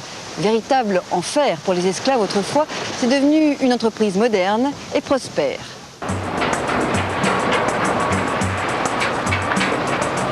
Ce sont un peu des artistes peintres. Chaque jour, Nildo et sa machine jouent avec les couleurs. Composent et recomposent des dégradés de rose, des filets de blanc, qui iront caresser les bleus et les verts de la mer des Caraïbes.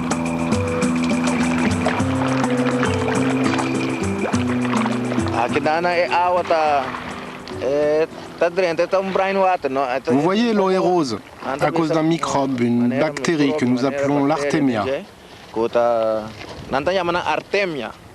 Ce bassin sera bientôt prêt, on pourra y récolter le sel.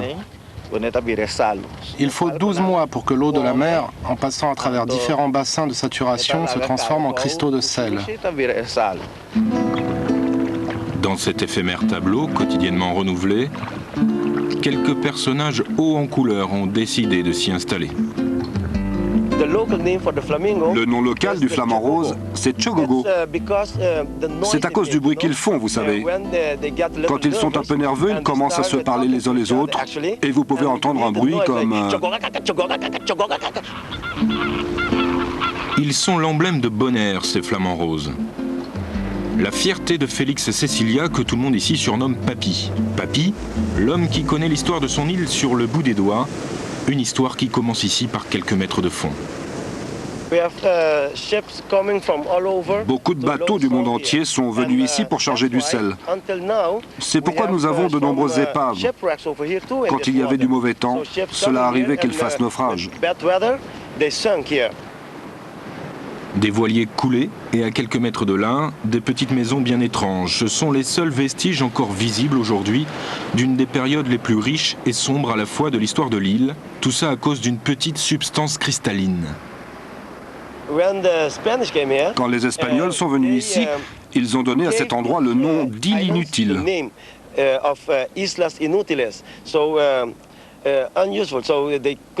Ils ne voulaient rien en faire de cette île. C'est pourquoi ils ont décidé de s'en aller.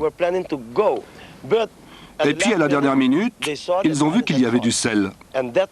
Alors ils se sont dit qu'il fallait rester absolument. On a appris cette nouvelle en Europe. Alors les Hollandais sont immédiatement venus parce que pour eux, le sel, c'était encore plus important que de l'or. Ainsi naquit au XVIIe siècle l'exploitation du sel de Bonaire. Un trésor fabuleux à ciel ouvert qui a fait la fortune des colons hollandais.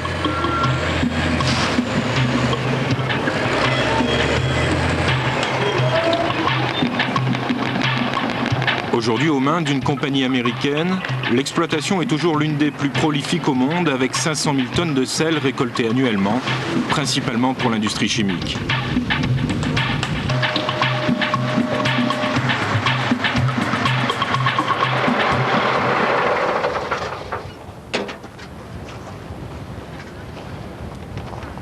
Cela fait 25 ans déjà que Nildo travaille dans l'industrie du sel.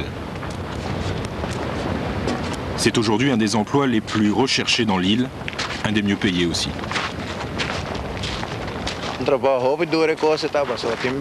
Aujourd'hui, moi, je suis tranquillement assis dans ma machine. J'ai une cabine qui me protège, des lunettes, mais je peux encore ressentir combien les gens souffraient à l'époque, avec une pioche comme seul instrument, à passer des journées entières sous le soleil. C'était vraiment très dur avant. Les premiers habitants de cette île, les Indiens, ne travaillaient pas dans les marais salants. C'est pourquoi le roi de Hollande a envoyé des esclaves africains de Curaçao pour travailler ici.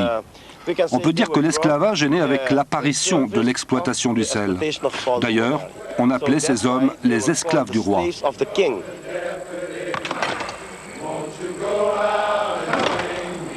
Les yeux brûlés par le sel jusqu'à en devenir aveugles, les hommes retrouvaient le soir ces petites maisons où ils s'entassaient, sans possibilité d'espérer un jour s'échapper de cet enfer. Les maisons sont alignées. Là-bas, il y avait celle du contremaître. C'était facile pour lui de surveiller les esclaves, qu'ils soient à l'intérieur comme à l'extérieur. De toute façon, vous ne pouviez pas vous échapper. C'est une île ici. Pour aller où? S'ils se jetaient à la mer, ils terminaient dans l'estomac des requins. 1862, fin de l'esclavage. 140 ans plus tard, la petite colonie néerlandaise est une des plus visitées des Caraïbes. 60 000 plongeurs s'y rendent chaque année pour y admirer les fonds sous-marins protégés. Les fameuses épaves des voiliers qui transportaient autrefois le sel. Ces anciens geôliers de l'île, enfin, les requins.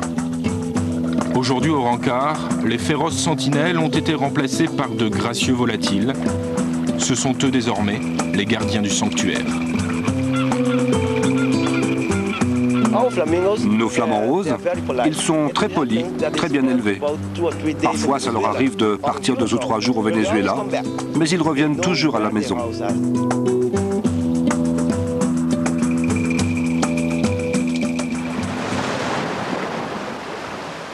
Juste avant de quitter la Martinique, un rapide coup d'œil sur cette petite maison, on l'appelle la maison du bagnard, et effectivement, elle a été construite par un ancien bagnard venu de Guyane. Et c'est de cette maison qu'on a la plus belle vue sur le rocher du Diamant, qui est un petit peu l'emblème de la Martinique. Un piton de 176 mètres de haut, à moins de 2 km du rivage, et qui a une histoire étonnante, puisqu'en 1803, il a été investi par les Anglais, qui lui ont donné le statut de navire de guerre. Quelques mois plus tard, il a été libéré par les Français, mais aujourd'hui encore, lorsqu'un navire britannique croise dans les parages, il salue le navire de Sa Majesté Diamond Rock, il salue le rocher du Diamant.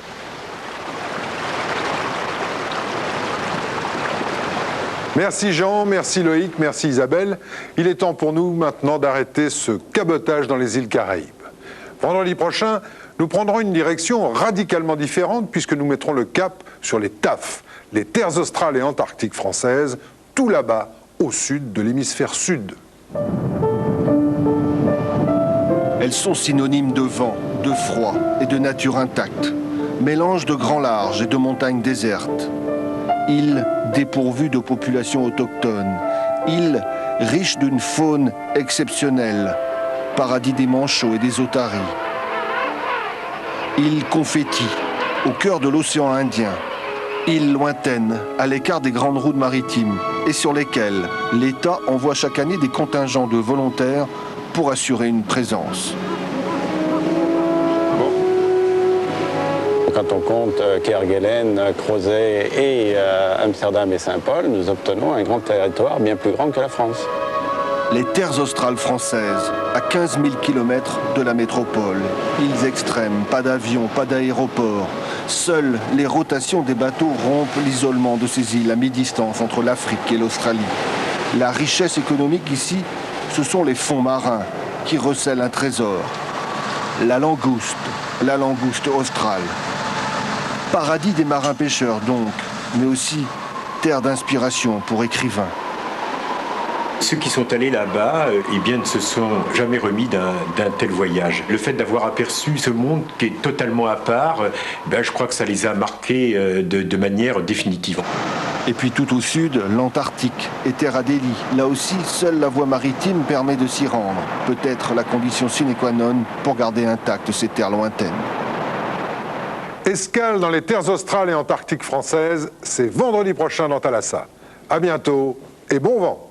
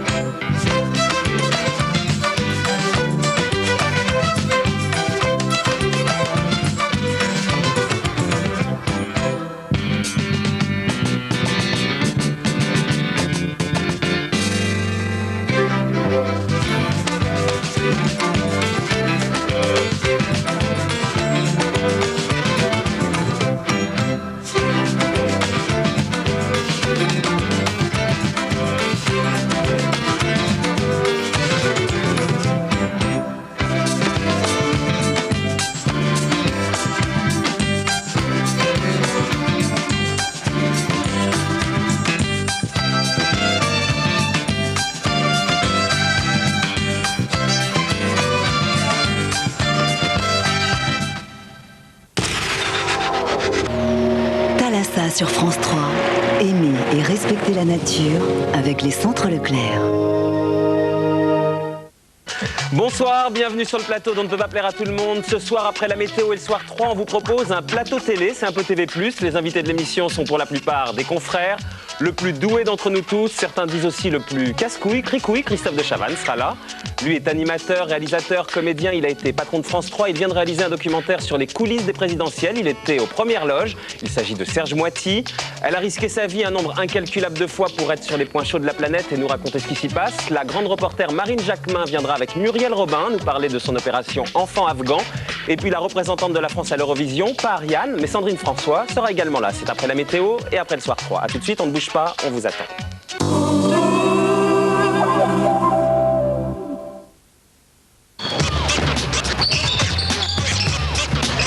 Bon les gars, je vous présente le nouveau. Son nom c'est Linux, c'est un as.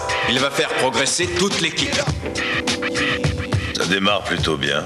Oui, ce Linux fait un super boulot. Et il nous coûte combien? Presque rien. Un si bon joueur pour presque rien. Il adore le jeu.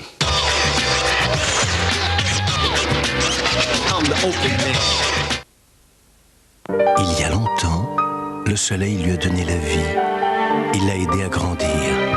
Et cette nuit-là, l'olivier a été mûr pour livrer ce qu'il avait de plus précieux, Oli. Dans chaque olivier, il y a un cœur d'Oli qui bat. Il y a 1000 ans, lorsque le monde parlait arabe, la civilisation musulmane rayonnait dans tous les domaines. Astronomie, médecine, philosophie, art de vivre. Partez sur les traces des califes et découvrez l'héritage prodigieux offert au monde occidental. L'âge d'or de l'islam, un coffret VHS et DVD France 5 éditions. Observons l'effet déviant sur votre organisme.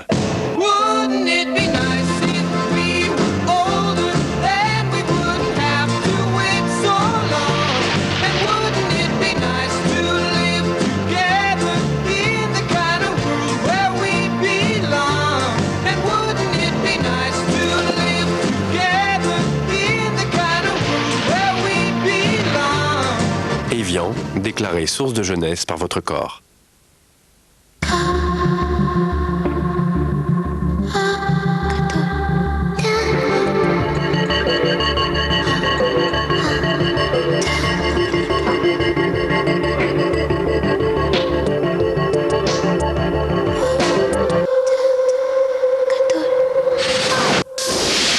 Nouvelle Laguna 2 litres de DCI. 150 chevaux pour la voiture la plus sûre d'Europe.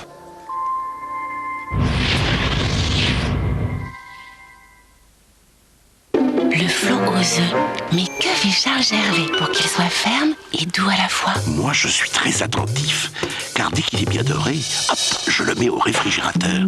Exquis mon flanc aux œufs. Charles Gervais, le plus gourmand des chefs. Evian, partenaire d'un des tout premiers tournois de golf féminins au monde.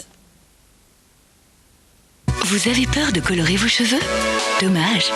Et si vous pouviez les protéger tout en les colorant? Avec Excellence Crème de L'Oréal, plus un seul cheveu blanc et une protection non-stop pendant et après la coloration. Ma couleur est sublime, durable. Mes cheveux sont protégés. Excellence Crème de L'Oréal, parce que vous le valez bien.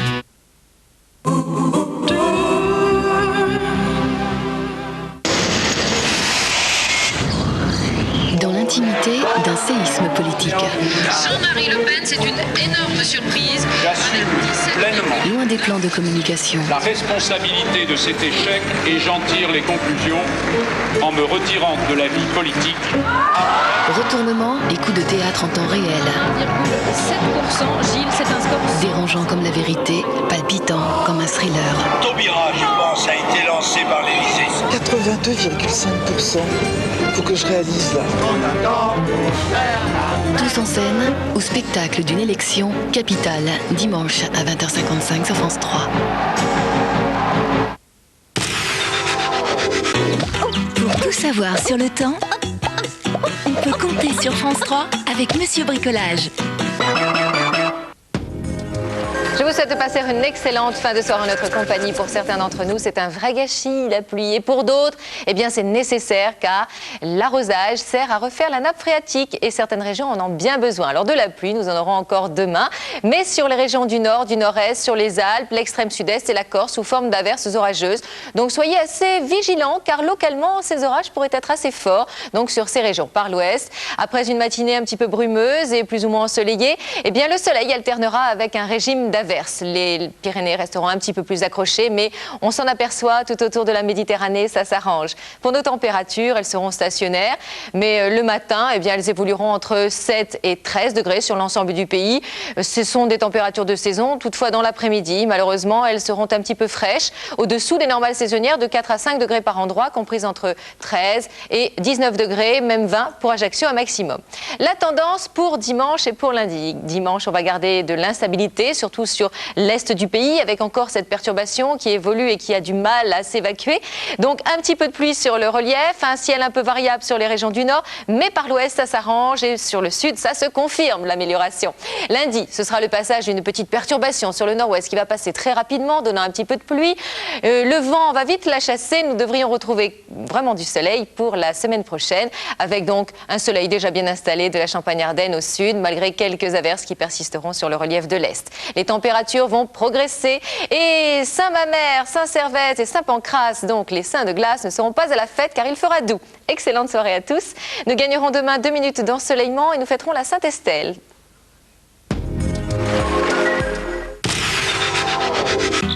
C'était la météo avec Monsieur Bricolage.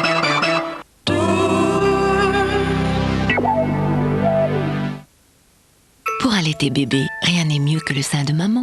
Mais aujourd'hui, il y a aussi la tétine Air Control de Tigex. Un amour de tétine. Elle a une valve de ventilation. Alors bébé avale moins d'air et digère mieux.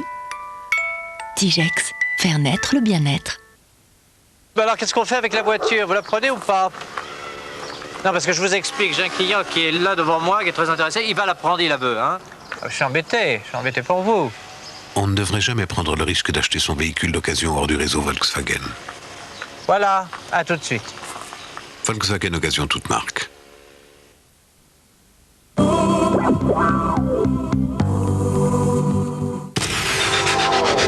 Restez bien au sec, on a rendez-vous pour la fiction sur France 3 avec TéléZ. Ton père a besoin de toi et toi de lui. Il a arrêté ses concerts pour être avec toi. Demain sur France 3. J'ai pas fini mon travail avec lui. Tout d'un coup, on me l'arrache. Et tu l'as aidé, c'est le principal. Mais non, il est beaucoup trop fragile. Non mais je crois vraiment que son père ne se rend pas bien compte. Pourquoi ne parle-t-il pas, même à son père? Félix.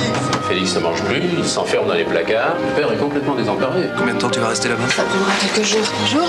C'est replié sur son chagrin pour éviter de trop souffrir. Sortir un enfant blessé du silence, c'est simple et compliqué comme l'amour. Vous n'arriverez pas à rétablir le contact avec Félix. Romance sans parole. Bernard Lecoq et Christiana Reali, demain à 20h55 sur France 3.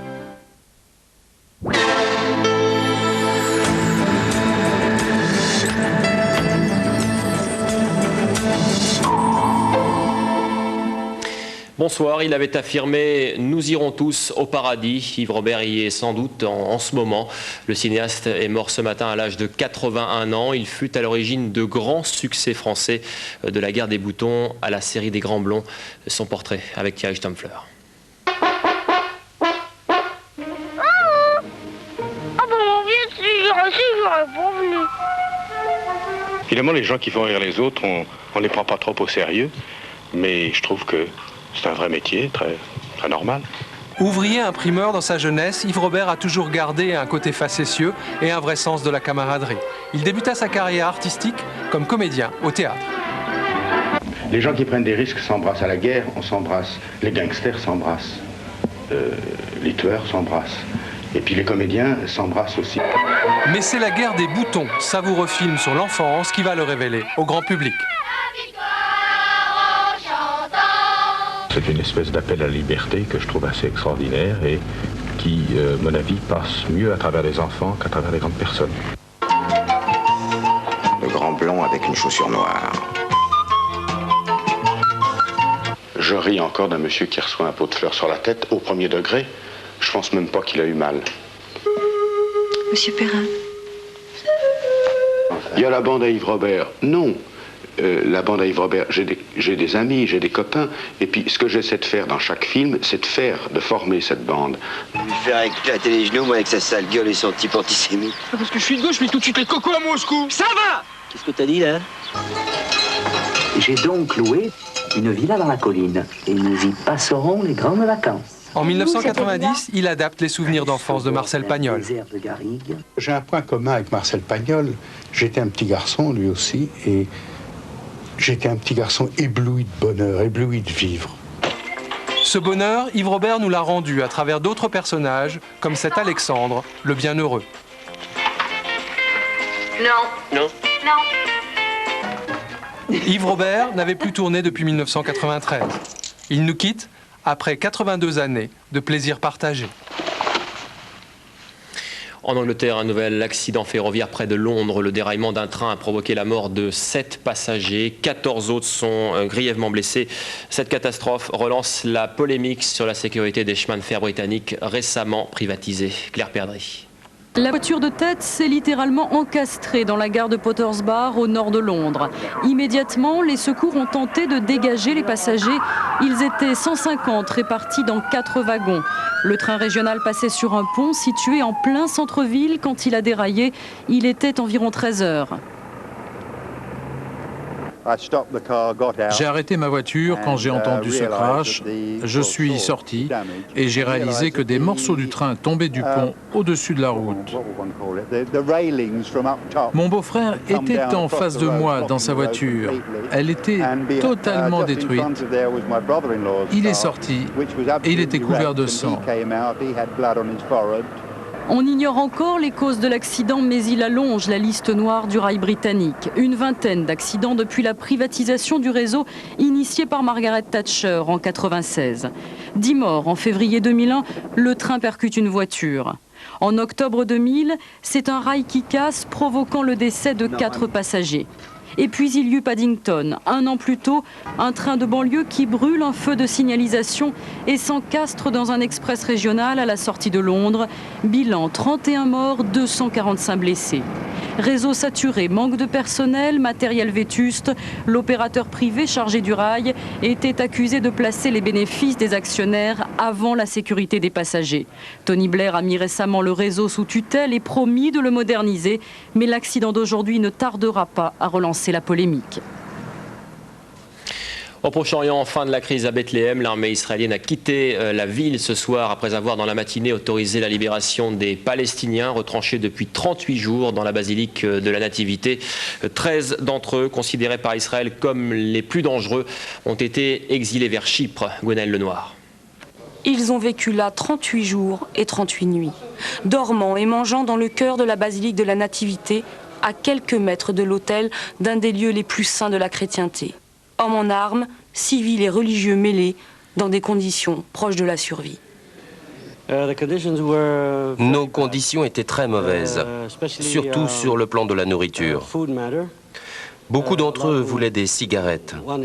Certains se sont retrouvés en état de manque. Cet après-midi, des experts américains ont récupéré les armes abandonnées là par les Palestiniens. Et les églises ont décidé de procéder à un rite de purification du bâtiment. C'est au petit matin que les premiers Palestiniens sont sortis, d'abord un à un les 13 jugés les plus dangereux par Israël. Sur une terrasse, face à l'église, leurs familles leur font leurs adieux à distance. Ils montent dans un bus, direction l'aéroport de Tel Aviv. Un Hercule C-130 de l'armée britannique les transporte jusqu'à Chypre, leur première destination. Ils seront répartis dans les jours qui viennent dans différents pays européens. Eux, jugés moins dangereux, sont transférés à Gaza. Une marche de plusieurs centaines de mètres dans le No Man's Land entre Israël et le territoire palestinien, puis la joie. Grâce à Dieu, nous sommes sortis de la crise. Je suis ravi d'être à Gaza, d'être sorti de cette situation indemne. À Gaza, ils sont accueillis en héros. Les derniers à quitter la basilique de la Nativité sont les pacifistes étrangers, emmenés sans ménagement par la police israélienne. Le siège de Bethléem a pris fin, l'armée israélienne se retire, la place de la Mangeoire, interdite d'accès pendant 38 jours, est rendue aux habitants de Bethléem.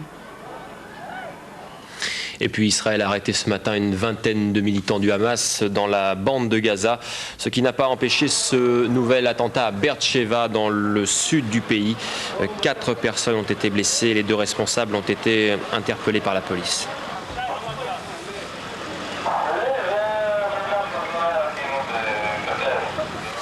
Au Pakistan, l'enquête se poursuit 2 jours après l'attentat de Karachi qui a fait, je vous le rappelle, 11 victimes françaises et 12 blessés. 3 suspects ont été identifiés par les autorités. Quant aux coopérants de la DCN, encore sur place, ils vont rentrer en France. Reportage de nos envoyés spéciaux, Régis Nussbaum et Jean-Pierre Ekman. Des soldats pakistanais en faction.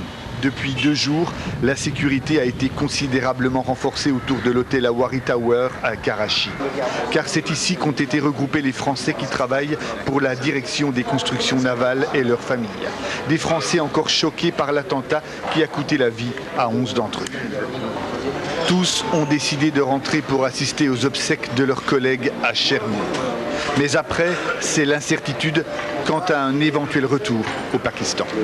Certains ont besoin de quelques jours de repos et après pour prendre leur décision dans le calme, sereinement. Et vous, qu'est-ce que vous allez faire?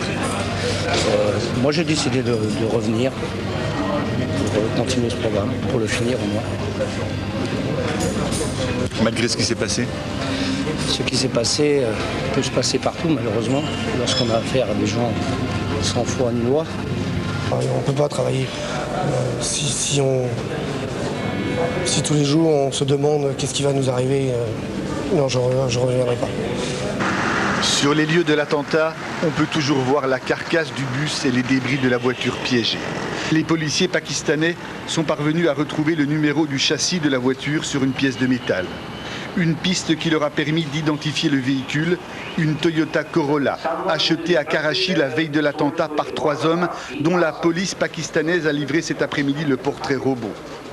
Ce sont 3 hommes jeunes, entre 20 et 30 ans. Le premier porte des lunettes, les 2 autres sont barbus.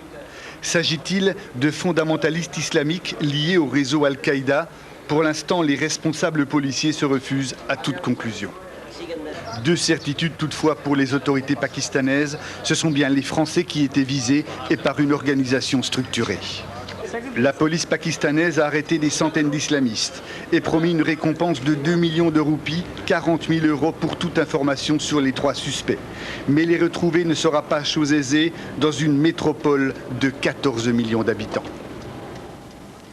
En France, Jacques Chirac a fixé les priorités du gouvernement Raffarin, réuni pour la première fois à l'Élysée. Un conseil des ministres à l'ambiance sérieuse et solennelle et un seul mot d'ordre au travail. Dominique Martineau, Luc Henrich. Et puis sachez que le ministre des Transports, Gilles de Robien, s'est dit ce soir opposé à l'amnistie de toutes les contraventions. La question sera débattue à l'Assemblée après les législatives. Justice à présent avec cette confirmation de la Cour d'appel de Versailles. Le laboratoire Servier devra indemniser une femme atteinte d'une grave maladie. C'est en effet la prise d'un coupe-faim, l'isoméride, fabriqué dans ce laboratoire qui est à l'origine de sa maladie.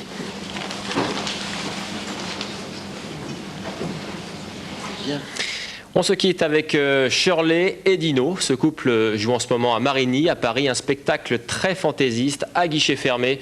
Et pour cause, le public, vous allez le voir, est conquis, tout comme Armel Charrier et Guy Sabin. Voilà, fin de ce journal. Merci de l'avoir suivi. Dans quelques instants, vous retrouvez Marc-Olivier Fogiel pour On ne peut pas plaire à tout le monde, en direct, comme d'habitude. Le prochain rendez-vous avec l'info, demain le 12-14 avec Louis Laforge. Pour ma part, je vous retrouverai vers 23h45 pour le soir 3. Excellente fin de soirée.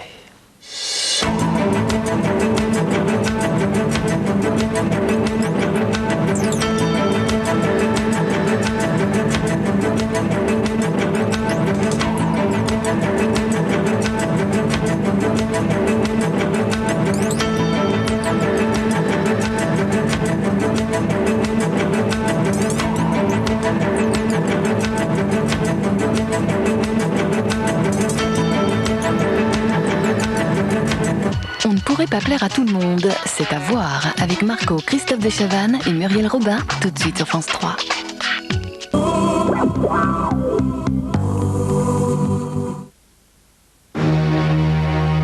Les peaux sensibles peuvent facilement s'irriter.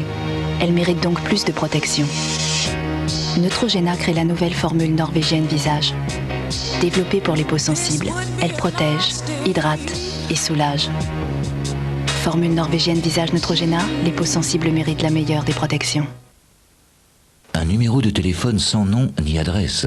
Pour découvrir qui se cache derrière, tapez 3617 ANU, annuaire inversé par Minitel. Tu veux téléphoner pas cher? Tu as déjà mobile que tu aimes beaucoup. Tu achètes le kit Universal Mobile chez ton marchand de journaux. Le nouveau kit Universal Mobile vient de sortir pour 15 €, 100 minutes de communication et 50 textos, sans aucun engagement, garanti par SFR. Merci beaucoup, ça fait chaud brûlant dans le cœur, oulala. Et une profiterole, une. 42% des Français ont les dents sensibles au chaud et au froid. Votre profiterole.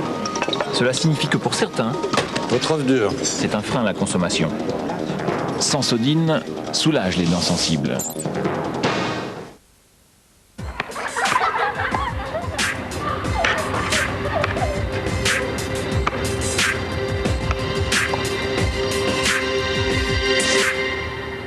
I'm mad about the boy,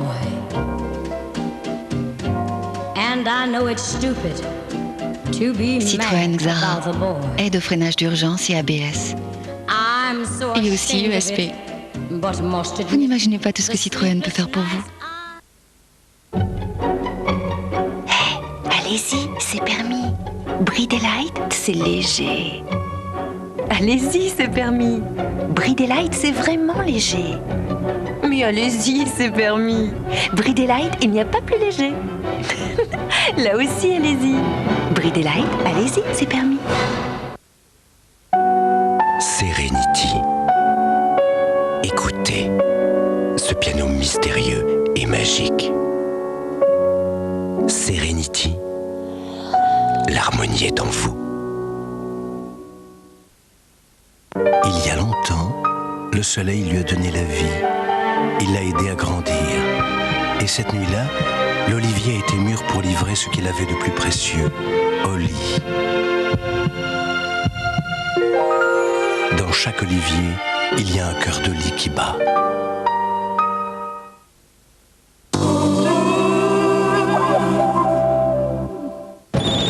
France 3 présente Gagner le monde avec SFR Entreprises, téléphonie mobile des entreprises. J'ai voulu toujours créer ma propre entreprise depuis tout jeune et j'ai eu la chance, lors de mon école de commerce, de rencontrer un associé pour faire ce projet.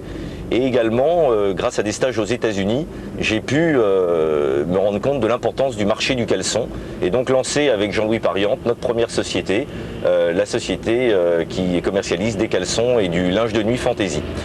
Nous avons lancé différents produits autour du caleçon, des pyjamas, des robes de chambre et puis petit à petit nous nous sommes intéressés à l'enfant, nous avons lancé des lignes enfants, dernièrement des lignes femmes. Aujourd'hui notre développement se fait sur deux axes, nos propres magasins que nous créons un petit peu partout en France et bientôt en Europe et puis bien entendu l'international car nous sommes convaincus que pour une marque française il faut aller de l'avant, aller à l'international. Gagner le monde pour moi aujourd'hui, c'est mettre la planète en pyjama. C'était Gagner le monde sur France 3 avec SFR Entreprises. Dans l'intimité d'un séisme politique. Jean-Marie Le Pen, c'est une énorme surprise. Pleinement. Loin des plans de communication. La responsabilité de cet échec et j'en tire les conclusions en me retirant de la vie politique. Retournement et coups de théâtre en temps réel. 7%, Gilles, c'est un score. Dérangeant comme la vérité, palpitant comme un thriller. Taubira, je pense, a été lancé par l'Élysée. 82,5%. Faut que je réalise là. Tous en scène, au spectacle d'une élection capitale, dimanche à 20h55 sur France 3. Bonsoir, qu'est-ce que Julien Courbet, Laurent Fontaine, Pascal Bataille ou Géraldine Carré ont de plus que Christophe de Chavannes? Entre ses implications humanitaires et son envie de ne pas être juste comique, Muriel Robin est-elle la fille spirituelle de Coluche? Sandrine François sera-t-elle la fille spirituelle de Marie-Myriam? Et comment Jean-Marie Le Pen s'est-il comporté avec Serge Moiti, réalisateur marqué à gauche qui a filmé les coulisses des présidentielles? Les réponses ce soir dans On ne peut pas plaire à tout le monde.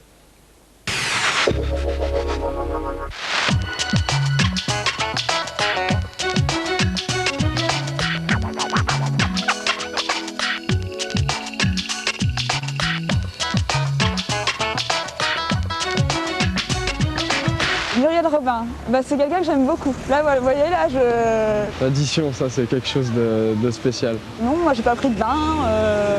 J'ai mangé juste une petite entrée avec 2 carottes. C'est tout à fait mon humour. Je sais qu'elle a un grand cœur et c'est ça qui compte. Elle a du peps, comme on dit.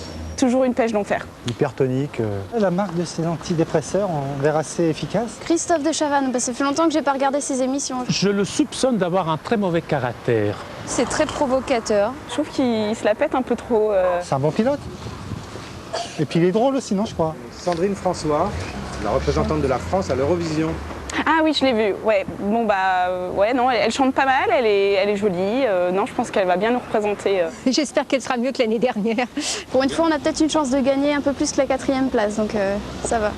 Serge Moiti, je sais même pas qui c'est. Le nom me dit quelque chose. Ah, attendez, ne filmez pas là. Serge Moiti, attendez, ça me dit quelque chose, ça c'est qui Serge Moiti? Qu'est-ce qu'il fait? Je crois qu'il suit le Front National là sur la campagne, mais sinon, j'ai pas trop entendu parler de lui.